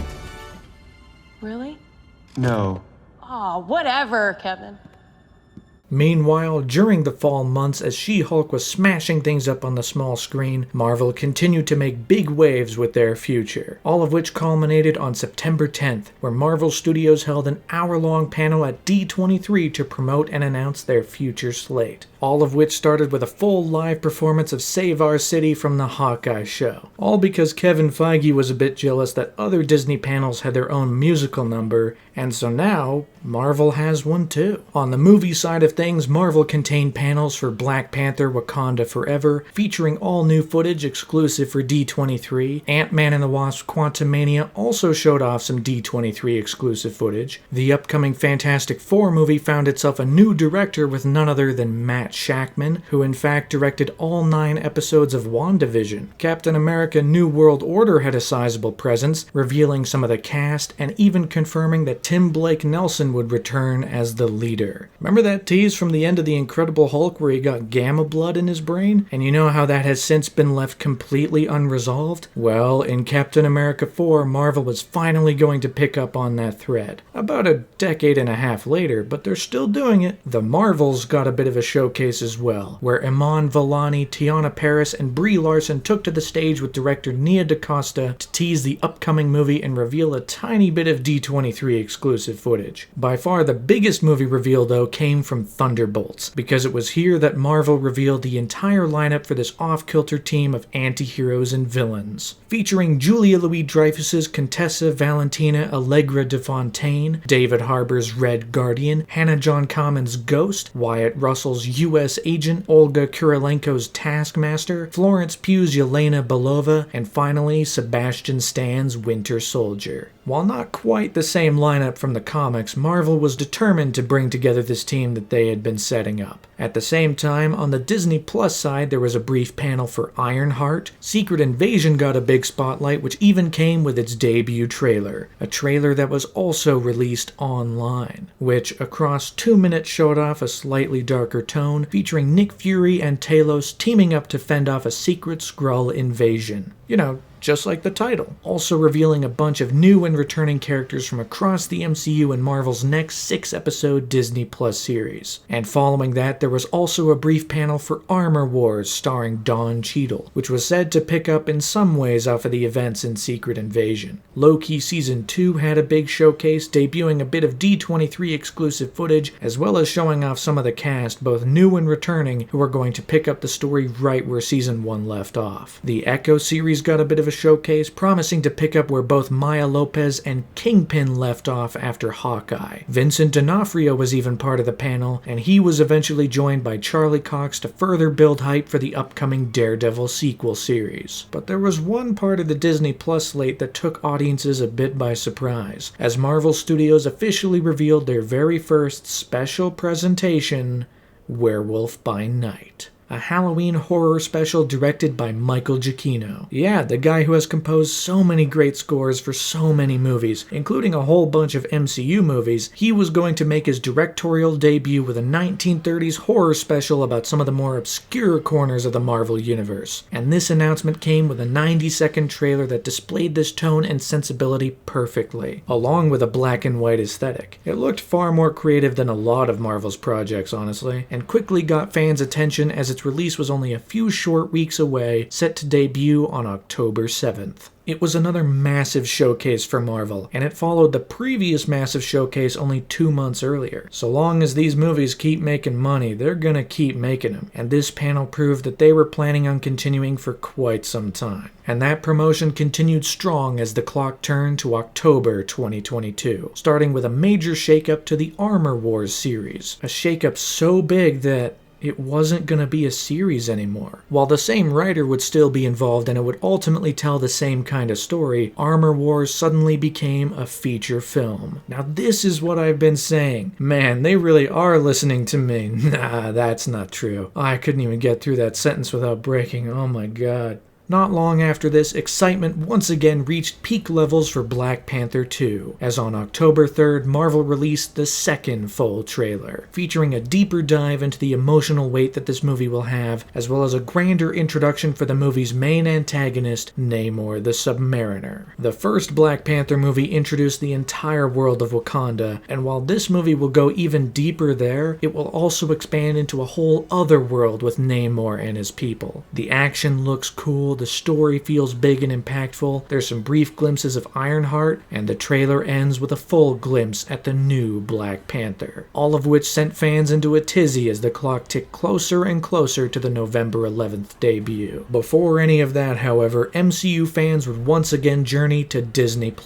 Not for a series this time, but for Marvel Studios' first special presentation, Werewolf by Night. After being rumored for some time until being fully unveiled only a month before, this promised to be something unlike anything the MCU had done before. And so, when the clock turned to October 7th, 2022, audiences and fans alike strapped in for this trip into supernatural comic book horror.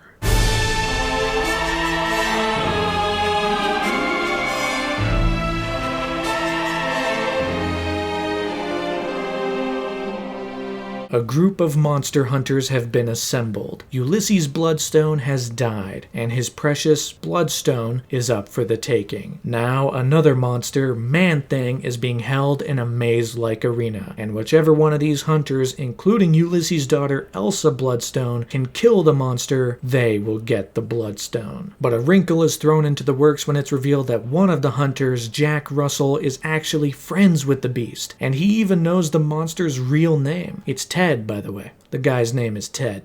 But that's not all, because Jack himself is also a monster, one of the most iconic of all. He is a werewolf, leading to a greatly fun, creative, and sometimes spooky hour-long adventure, featuring a batch of all-new characters, some fun and often dark humor. I'll be rotting for you.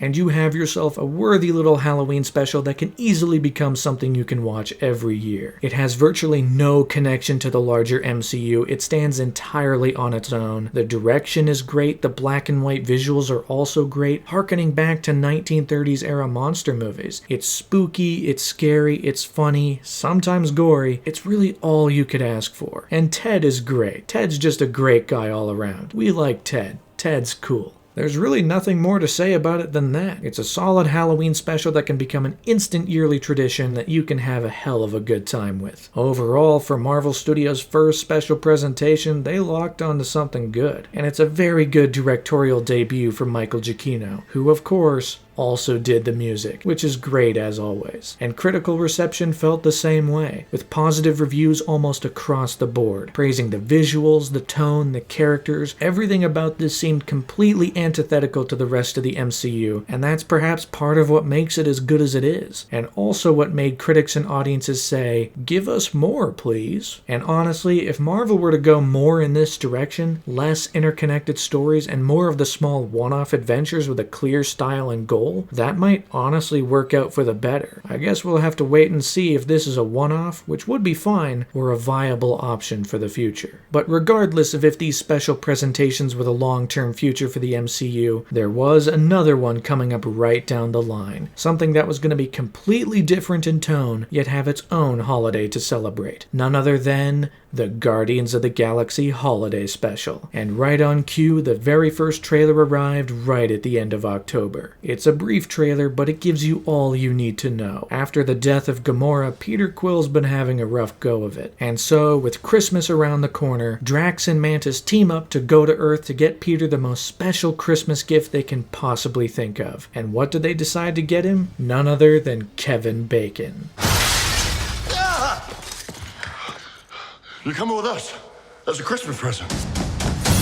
That's right, the Guardians Holiday Special will see Drax and Mantis try to kidnap Kevin Bacon as a Christmas gift for Peter Quill. And boy, that premise just sounds like so much fun. After all of the mentions of Kevin Bacon from previous Guardians movies, having him actually be a part of this one sounds like a fantastic premise for a Christmas adventure. Add on to that the fact that James Gunn has been teasing that the holiday special will introduce one of the greatest MCU characters, and now you realize that that character is Kevin Bacon? I mean, that's just great. Suddenly, fans mark their calendars for November 25th to see a whole bunch of Guardians Christmas cheer. That wasn't the only trailer released at the end of October though, as to capitalize on the immense hype for Black Panther 2, Marvel began to tease the beginning of Phase 5 with the first trailer for Ant-Man and the Wasp: Quantumania. And this trailer is much bigger than the 2 Ant-Man movies that came before it. After a quantum experiment goes wrong, the entire Ant family is sucked down into the quantum realm, where they encounter tons of weird and crazy characters, including this big robot guy, Bill Murray, and of course, Marvel's next big bad, Kang the Conqueror. Promising to push the MCU firmly into its new saga, this trailer showed off tons of stuff. One has to worry though that it'll lose the tone that made the first 2 movies as fun as they are. But those who were excited for the MCU's next saga saw this as the big entry point into the future. Kang was on his way. The next Thanos was on his way. And this movie was going to introduce him in a big way. Well, introduce a new version of him because he was already in Loki, but that's beside the point. But before the MCU will dive fully into Phase 5, Phase 4 has to come to a close with Black Panther: Wakanda Forever. Expectations and anticipation for this movie were unlike anything seen in the MCU before. I mean, not only is it the sequel to one of the biggest and most culturally impacting movies of all time, but it is also dealing with the tragic loss of Chadwick Boseman. For both of those reasons, Wakanda Forever was becoming yet another cultural waypoint, where tons and tons of people would come together in collective celebration and collective mourning for what promised to be an exciting and emotional roller coaster, because finally the clock turned to November 11th, 2022. After 4 years since the first movie tore up the box office and introduced the entire world to the nation of Wakanda, the sequel had finally arrived. As fan anticipation reached a fever pitch, the time had finally come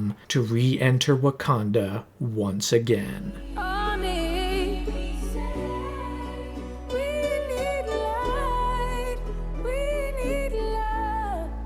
You'd be forgiven for wondering, before this movie came out, if it was even a good idea to make another Black Panther movie, considering the circumstances. It's no secret that this movie had a rough road to get made. You have the pandemic, you have some on-set injuries, and of course you have the loss of the first movie's lead actor. Even the filmmakers and director Ryan Coogler wondered if making another Black Panther movie was a good idea. But ultimately, the movie that came out fully justifies its existence by meeting that loss head-on. In the very first scene of the movie, T'Challa dies off-screen, and that loss permeates through the entire story. This is appropriately not a fun aspect of the movie. It's an aspect that is dealing with grief, as the characters are mourning throughout the entire runtime. It's not just that there is loss, but loss is the entire point. It's the entire crux of the movie. How it can close someone off from the rest of the world, how it can make them angry and bitter, and how, ultimately, at the end of the day, they can find acceptance. They don't move on because moving on is impossible, but this movie shows how one can ultimately learn to say goodbye, which is why its existence is completely justified. This is a movie that had to be made, to say goodbye to the character and the actor that was lost. Because of that, this is a deeply emotional ride that has a lot on its mind as it tells this all-new story about Wakanda. This time around, after the United States has found vibranium buried in the oceans, Wakanda is put face-to-face with the underwater nation of Talokan, led by Namor. And Namor, of course, hates the surface world. His nation has moved time and time again because of threats of exposure and destruction from the people above. And he wants Wakanda's help, specifically Shuri's help, to destroy the surface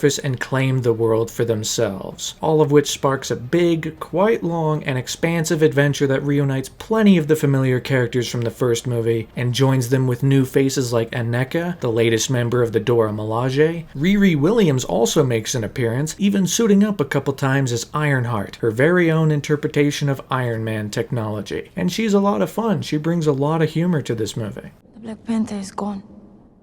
So y'all stop having Black Panthers when I get kidnapped? And the performances all around are stellar here. Everyone is bringing their A game. A particular highlight this time around is Angela Bassett as Queen Ramonda. She's sometimes reserved, sure-footed, and completely confident when she needs to be, but on other occasions she is able to let out all of the rage and anguish that she has been feeling due to the events preceding and during this movie. I am queen of the most powerful nation in the world, and my entire family is gone. Have I not given everything?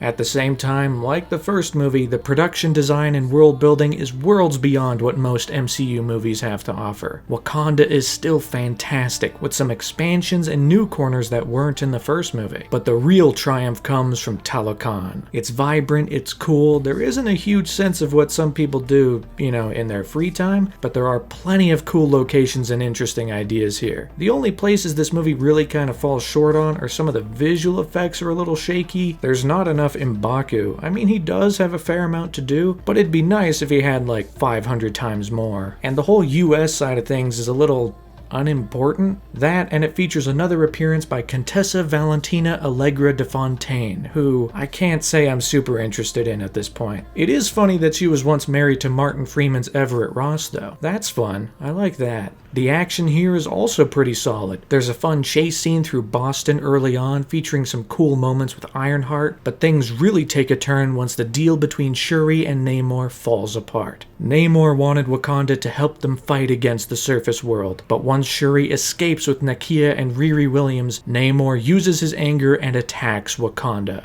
giving them a show of force. After seeing how impenetrable Wakanda has been across all of these movies, this sequence shows how vulnerable it can be against another nation that is equal to or greater than them in power. The Talokans have these cool water bombs that flood the streets of Wakanda. Every major player has to help out to get people to safety, and it ends with a big emotional climactic moment.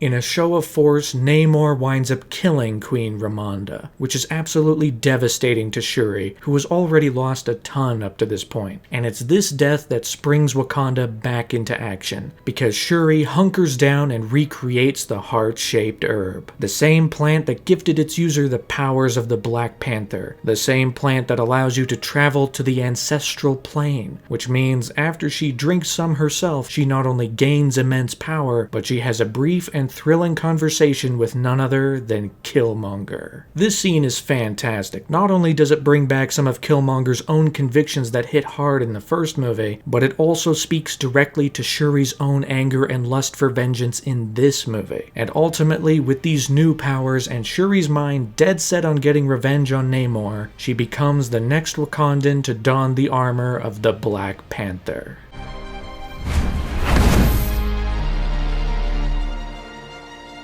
Which all leads to the climactic final battle, which feels less exciting and more harrowing as Shuri faces off against Namor. It's a final battle that puts both Wakanda and Talokan into their worst places, as they both tear into each other without remorse. You can't help but feel that there could be a peaceful resolution to all of this, that there could be a way to end this without everyone dying, which is entirely the point. You're not supposed to really be rooting for Shuri to kill Namor. You want the revenge to stop, the killing to stop, which ultimately leads to the moment where Shuri has Namor by the throat. She's ready to kill him until she sees one final glimpse of her mother from the ancestral plane and ultimately decides to offer a truce with Namor. And Namor accepts, finally stopping the conflict, allowing the two warring nations to cease their fighting. It might not be as cathartic or as impactful as Killmonger's final moments in the first movie, but it brings this movie's themes to a solid conclusion, and sees Wakanda and Talokan come to something of a tepid alliance. Which leaves us with our resolution. Shuri has become the Black Panther, but has left the throne of Wakanda open, which M'Baku takes advantage of pretty much immediately. Everett Ross is outed for revealing government secrets, so he's put in custody until Okoye winds up breaking him out. And Shuri visits Nakia to perform a ritualistic ceremony to bring her mourning period to a close, which is where the movie really brings the emotion with a montage of Chadwick Boseman as T'Challa. The movie largely avoided using this kind of imagery during most of the movie. I mean, there was the Marvel logo at the beginning, but other than that, T'Challa is nowhere to be seen. And that feels entirely by design so as not to be exploitative on one hand, and also so that once the movie opens those floodgates, the emotions hit as hard as possible. And those emotions are bolstered by the mid-credit scene, which reveal that Nakia and T'Challa had a son after the events of the first movie. A son who took on his father's name.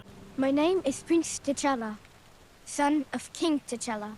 Ultimately, everything comes together to tell an entirely necessary story with these characters and with this world. A story that is filled with grief. Grief that feels real because it is real, and that's what hits so hard. Reviews for this movie were largely positive. While not quite as glowing as the reviews were for the first movie, that was completely understandable. The movie had a lot to balance, and its more somber tone separated it in a lot of ways from the first one, but the emotional weight of the story managed to carry both critics and audiences to the finish line, as once again Black Panther dominated the box office, raking in a massive $181 million in its opening weekend, all before climbing to a total of $453 million domestically and a whopping $859 million worldwide. It wasn't quite as successful as the first, but some of that can be laid to the feet of the pandemic and that this wasn't the groundbreaking installment that the first one was. It also did have a rather significant second weekend drop with 63%, which, while not as significant as Doctor Strange 2 or Thor 4, was still a rather steep cliff. But, like those two movies, this one still managed to rake in a whole bunch of money, and prove the cultural longevity of this world and these characters were as strong as ever. Meanwhile, as emotions ran high on the big screen, Marvel built towards a far more light-hearted adventure on Disney+, because after a long wait, the Guardians of the Galaxy were back in an all-new solo project, The Holiday Special. While the Guardians had appeared in various MCU things like Infinity War, Endgame, and Love and Thunder, this was the first time since Volume 2 released in 2017 that a project was going to focus entirely on the Guardians themselves. And fans couldn't be more excited for this zany and out-of-the-box Christmas special. And while some dreaded that it might wind up like the Star Wars holiday special, others might have thought that that would be awesome. I mean, who doesn't want 2 hours of Wookiee noises with no subtitles? Regardless, James Gunn was back with the Guardians for the first time since 2017, and when the clock turned to November 25th, fans put on their ugly Christmas sweaters to experience this all-new holiday adventure.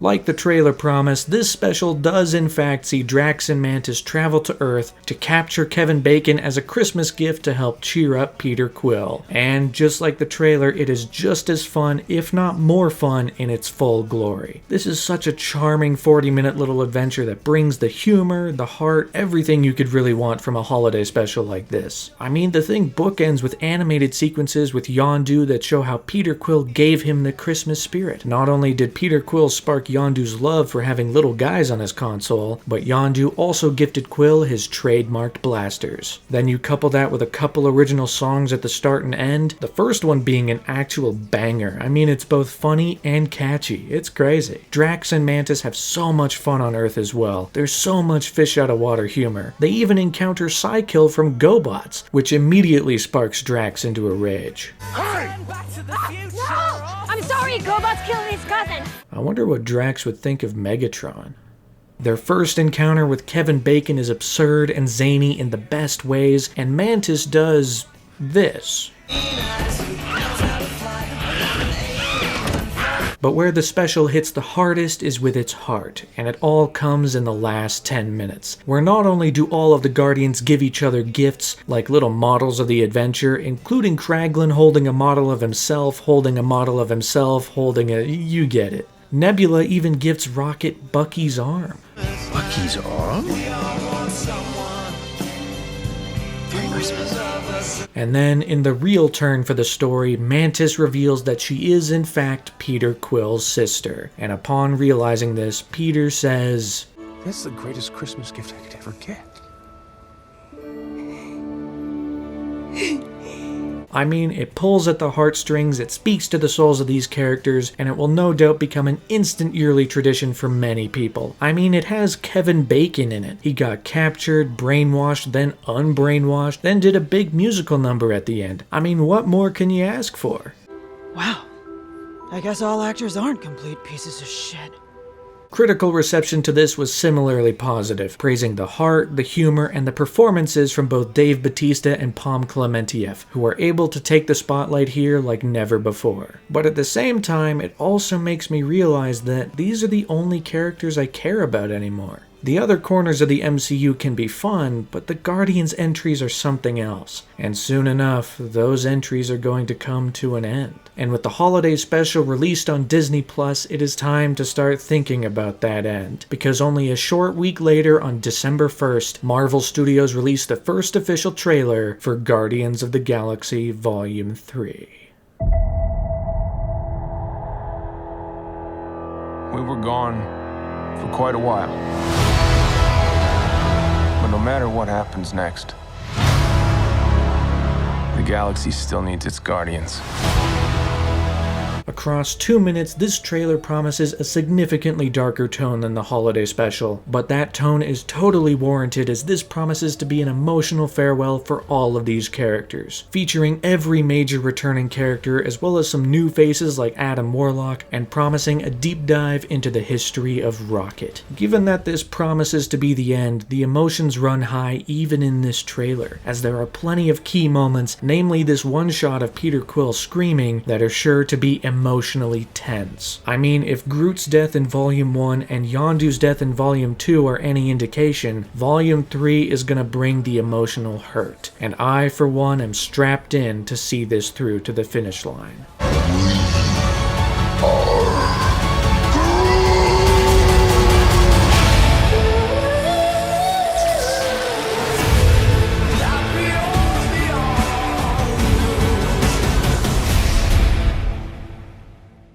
2023 got off to a quick start with an all-new trailer for Ant-Man and the Wasp: Quantumania. Expanding on the first trailer, this one shows even more of the crazy scenarios that the Ant family will come across, including a brief appearance from MODOK, a big-headed villain who looks... oh, that's not great. This trailer also presents Scott Lang's motivations in this story. After being essentially blipped for 5 years, he's lost a lot of time, and Kang uses that to his advantage by offering to give back all of the time that Scott has missed. You know, if Scott can free Kang, Kang will give him all of that time he lost with his daughter. While this is interesting, I gotta admit it's probably too much to throw into a trailer. I mean, honestly, this whole trailer shows too much, as it comes to a close with a massive clash between Kang and Ant-Man that results in Ant-Man's helmet breaking. You thought you could win. I don't have to win.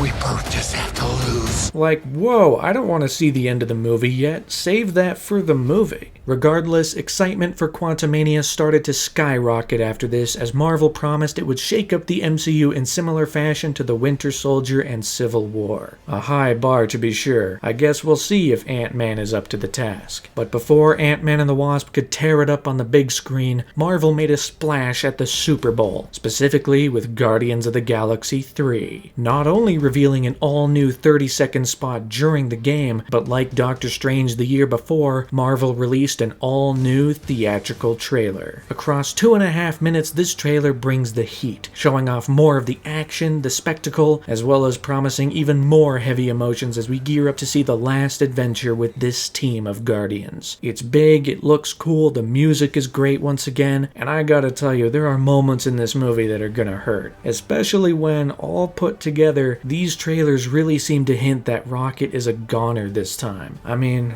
oh boy, that's gonna sting. But I'm ready for it. Guardians 3, bring it on. We'll all fly away together. Into the forever. In a beautiful sky. But before the adventure with the Guardians comes to a close, Marvel was dead set to kick off a new beginning. In fact, as the posters and trailers promised, audiences were about to see the dawn of a new dynasty. Because the clock had now turned to February 17th, 2023, where after 5 years since their last solo adventure, Ant-Man and the Wasp were back on the big screen. Not as a palate cleanser this time, but as the biggest Marvel event to kick off Phase 5. It was now time to get into some Ant-Man mania. Some quantum mania. Do you guys just put the word quantum in front of everything?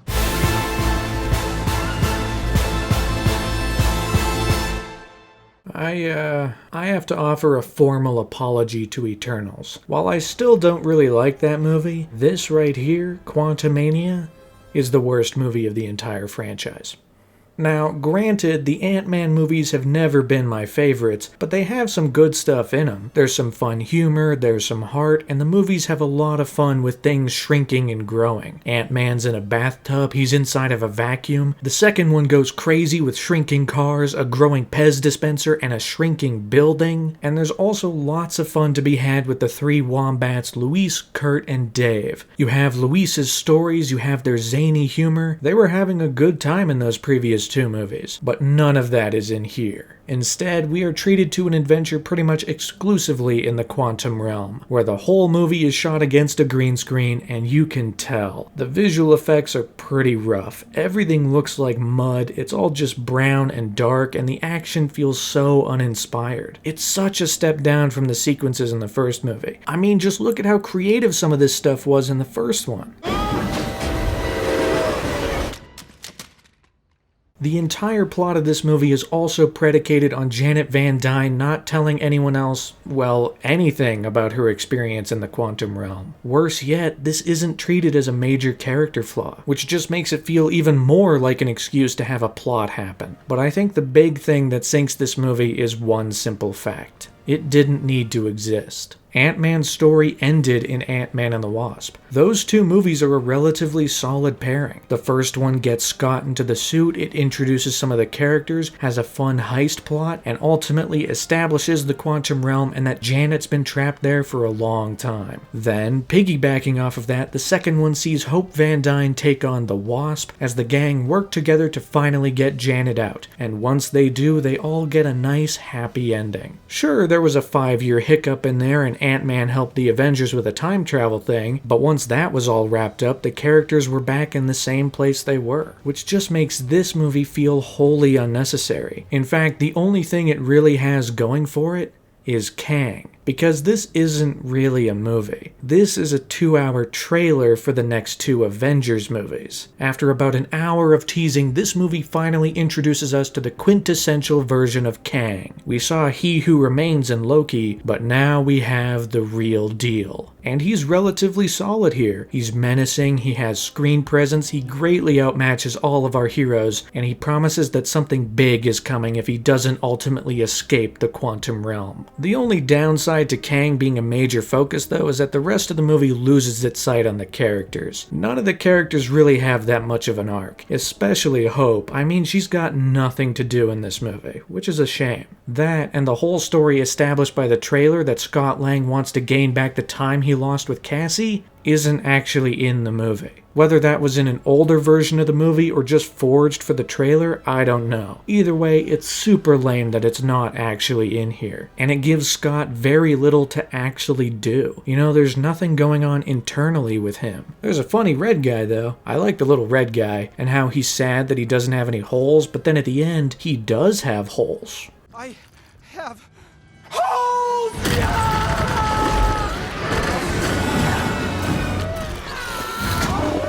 There's also a fun enough sequence where Scott Lang gets duplicated an infinite amount of times, and eventually all of these versions of him work together to accomplish something. That's neat. What's not neat is MODOK, because boy does he look terrible. I mean, I'm sure the visual effects artists really tried, but whether it was a time crunch or a last-minute addition, it just does not come together. And at the very end, he gets a really quick redemption arc that wraps up within about 5 minutes. So that's pretty lame. I don't even care about the comics. That's just lame on a dramatic level within this movie. For the most part, this movie is boring, dull, visually muddy, and repetitive. I mean, there are 2 separate cavalry arrival moments during the finale, and 2 major standoffs against Kang. The second one was almost entirely spoiled by the trailers, except for the very end, which sees Hope come to the rescue, which ultimately results in Kang's death? Wait, but I thought he was the big bad guy for the future. Are you telling me he's already dead? But it does come to a rather interesting resolution, as Scott and Hope are trapped in the quantum realm. An interesting fate to leave with them. Oh, never mind, a portal opened and they can go back.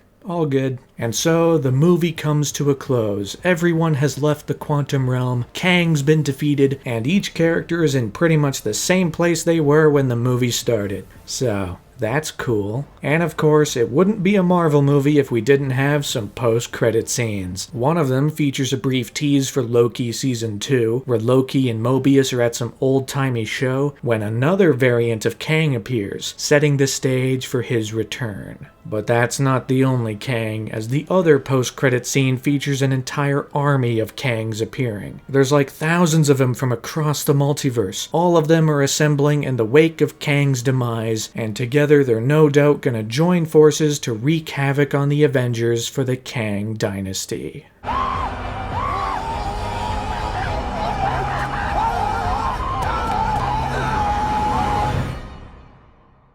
I think I'm done. I think I'm out.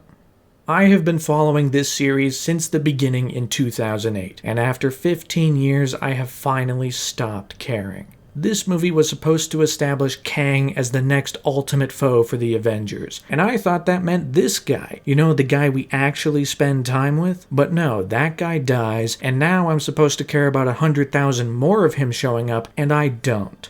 I just don't. And that feeling was felt by many audience members and critics coming out of this, as this was one of the worst reviewed MCU movies in the franchise's history, with some headlines even stating that this is a cry for help. While there were some positive qualities and plenty of praise for Jonathan Majors as Kang the Conqueror, there were many more negative reviews, coming complete with jokes about how plenty of people had finally begun to understand what Scorsese was saying back in 2019. And on the box office side of things, news wasn't so good for this Marvel threequel. While it did come out of the gate swinging with the biggest opening weekend for any of the Ant-Man movies, raking in a massive $106 million over its first 3 days, it quickly fell short after that, dropping nearly 70% in its second weekend and ultimately grossing a total of about $214 million domestically and $476 million worldwide, which is actually less money than either of the previous 2 Ant-Man movies, which is kinda crazy. But honestly, I have to thank this movie. The future of the MCU has looked less exciting and more intimidating as time has gone on, and this is the movie that made me realize that. This is the one that made me realize that I don't care anymore. I had been having some of these thoughts for a while now, and this movie managed to solidify them. And now I can focus all of my MCU excitement into the one corner of the universe I still care about. The one group of characters who I am willing to follow to the end. It just so happens that that end arrived on May 5th,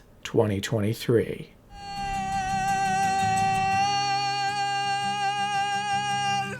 The first 2 Guardians movies are some of the best of the MCU, if not the very best. They blend the humor, the heart, the action, everything you could ever want from a blockbuster, and they do it so well. The first movie had a huge mountain to climb. It was about a relatively obscure group of characters, directed by a filmmaker who wasn't that huge of a name at the time. I mean, he had credits to his name, sure, but he wasn't a big box office draw. But once the movie arrived and audiences were introduced to this band of misfits, they fell in love with them. The entire team and that love continued into Volume 2, it continued into Infinity War and Endgame, it manifested in disappointment in Love and Thunder, and now here we are. 6 years to the day after the release of Volume 2, James Gunn was back to complete his trilogy and finally tell the last chapter of this team's story. And boy, is it an emotional roller coaster. Featuring another excellent mixtape of some classic songs as well as some more recent entries, and coupling filling it with cool practical effects, good-looking shots, and a deeply personal story with the entire team. But no one in this movie stands out more than Rocket. He is at the core of this entire movie, and it also cements him as the core of this entire trilogy. When James Gunn first took on the first movie back in 2012, the thing that ultimately got him into it was Rocket, because he realized, in trying to rationalize how a raccoon would make sense with the rest of this team, that this raccoon is the saddest creature in the universe. And this movie shows you how tragic and sad Rocket's life has been, as we're introduced to the man that created him, the High Evolutionary, as well as his fellow creations. And it's not hard to predict where his fellow creations are gonna end up, considering they are not in any of the previous movies. But this movie puts in the work to make you care about them anyway. They're lovable, they're fun, they give themselves names in one of the most heartfelt moments in the movie. You got Lila the otter, Teefs the walrus, and Floor the bunny. Yes, her name is Floor. All of this is here so that when the trigger is pulled and all of them eventually die, it hurts so much more. And it also makes the High Evolutionary a truly despicable villain who you want to see taken down. Combined with a manic and completely welcome over-the-top performance by Chukwudi Iwuji, this guy is the worst, in a good way, and it makes the ultimate union of the Guardians to take him down all the more satisfying. Now, this movie isn't perfect. One of the drawbacks is Adam Warlock. After being teased at the end of Volume 2, it almost feels like he was attached to this movie with Scotch tape. The rest of the story works pretty well, and it could largely work without him until the end, so it just kind of feels like he was a relatively last-minute addition to help tee up the tease at the end of Volume 2. And while the score by John Murphy is pretty solid here, I did want to hear more of Tyler Bates' Guardians theme from the first two movies. It's in here a little bit, but there's hardly any big heroic version, which I would have enjoyed. But other than that, this is a deeply thrilling and emotional conclusion that brings the story of the Guardians to a satisfying close. And despite the hints from the trailer, none of the main characters die in this. Instead, they all decide to go their separate ways, splitting off to find themselves, or because they already have found themselves. And the most emotional moment is with Peter Quill, who finally returns to Earth to see his grandfather. This is a satisfying conclusion on its own, but it brings even more emotional weight when Grandpa Quill just immediately recognizes Peter. And it all comes to a close with a big dance sequence set to Dog Days Are Over by Florence and the Machines. After the insanely rough road to get to this point, what with James Gunn's firing and rehiring, the pandemic, and everything else that's happened since Volume 2, I'm so glad this story was able to come together, flaws and all. And with its conclusion and the story of the Guardians having come to a close, I am perfectly content here and now to say goodbye to the MCU.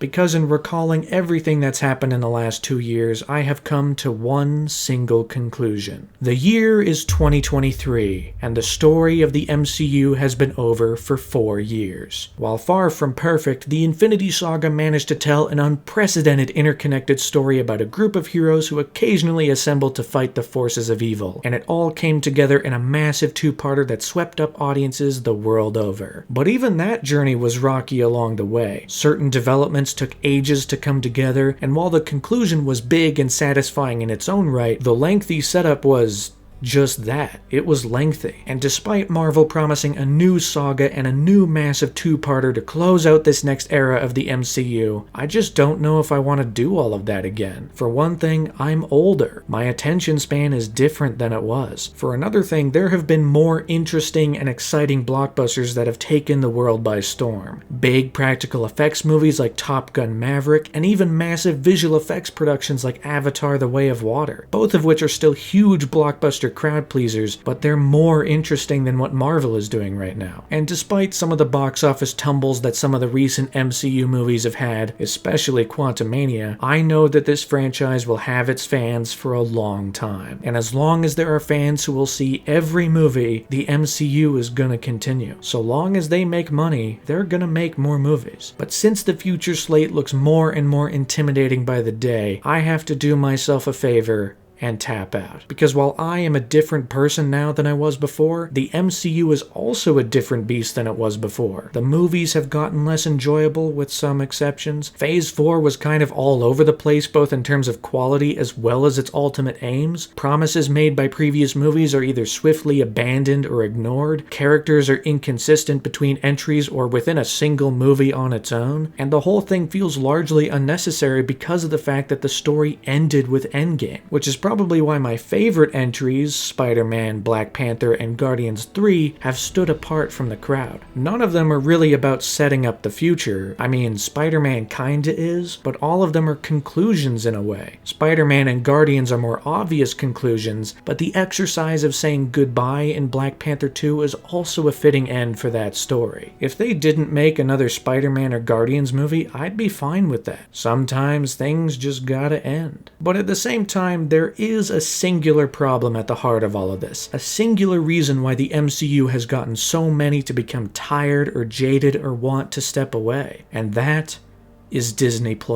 With the advent of expanding to streaming shows, the MCU has so much more stuff now than it did before. While 3 movies a year sounded like a lot back in 2017, that's nothing compared to 2021, which featured 4 movies and 5 shows released within a 12-month period. These aren't events anymore. They're not the fun thing you tune into every few months. The streaming shows have turned Marvel into a weekly affair, because every week there's a new show, a new movie, a new something. And because of that, the whole thing gets bogged down in its own weight. While shows like Loki or Hawkeye were only 2 years ago, that feels like an eternity in hindsight, because so much has happened since. And yes, Marvel did expand to television before with Agents of S.H.I.E.L.D. and the Netflix shows, but the difference is that none of those were essential to enjoying the movies. They were optional shows that plenty of people enjoyed, but you didn't need them to understand something like Age of Ultron. But the Disney Plus shows now are essential. You have to be keeping track every week because they will factor into the movies. WandaVision impacted Doctor Strange 2, it will impact the Marvels, Miss Marvel will also impact the Marvels. Disney Plus characters are going to appear in future movies, and if you haven't been keeping up, you will get lost. While this has been the business model since pretty much the beginning, it's starting to feel so much more like homework because of how much there is. Watching the latest MCU series or movie is an obligation now, not a treat, not a fun weekend getaway to watch the latest comic book movie. And all of this added together is why I gotta tap out. The story for me ended 4 years ago, and ever since, the only stories I've really cared about are the conclusions to the smaller franchises. And now that those are all wrapped up, I can safely step away. Marvel does have a big future. This year is gonna feature another movie and a couple more shows, and right now, at the time of releasing this, Secret Invasion is streaming on Disney+. But I haven't been keeping up with it, so I don't know. I think I might skip this one. It was a hell of a ride, a hell of an experiment, but all good things have to come to an end. And if they don't, they begin to expire. And that is, I think, what's happening here. So I bid the MCU a very fond farewell as I move on to bigger and better things. Like the Lord of the Rings and Hobbit movies. Don't worry, I'm still working hard to get those videos back up. But in the meantime, I will be jumping across the proverbial aisle to tackle another trilogy of movies for my next retrospective. A trilogy that one might describe as being a bit darker.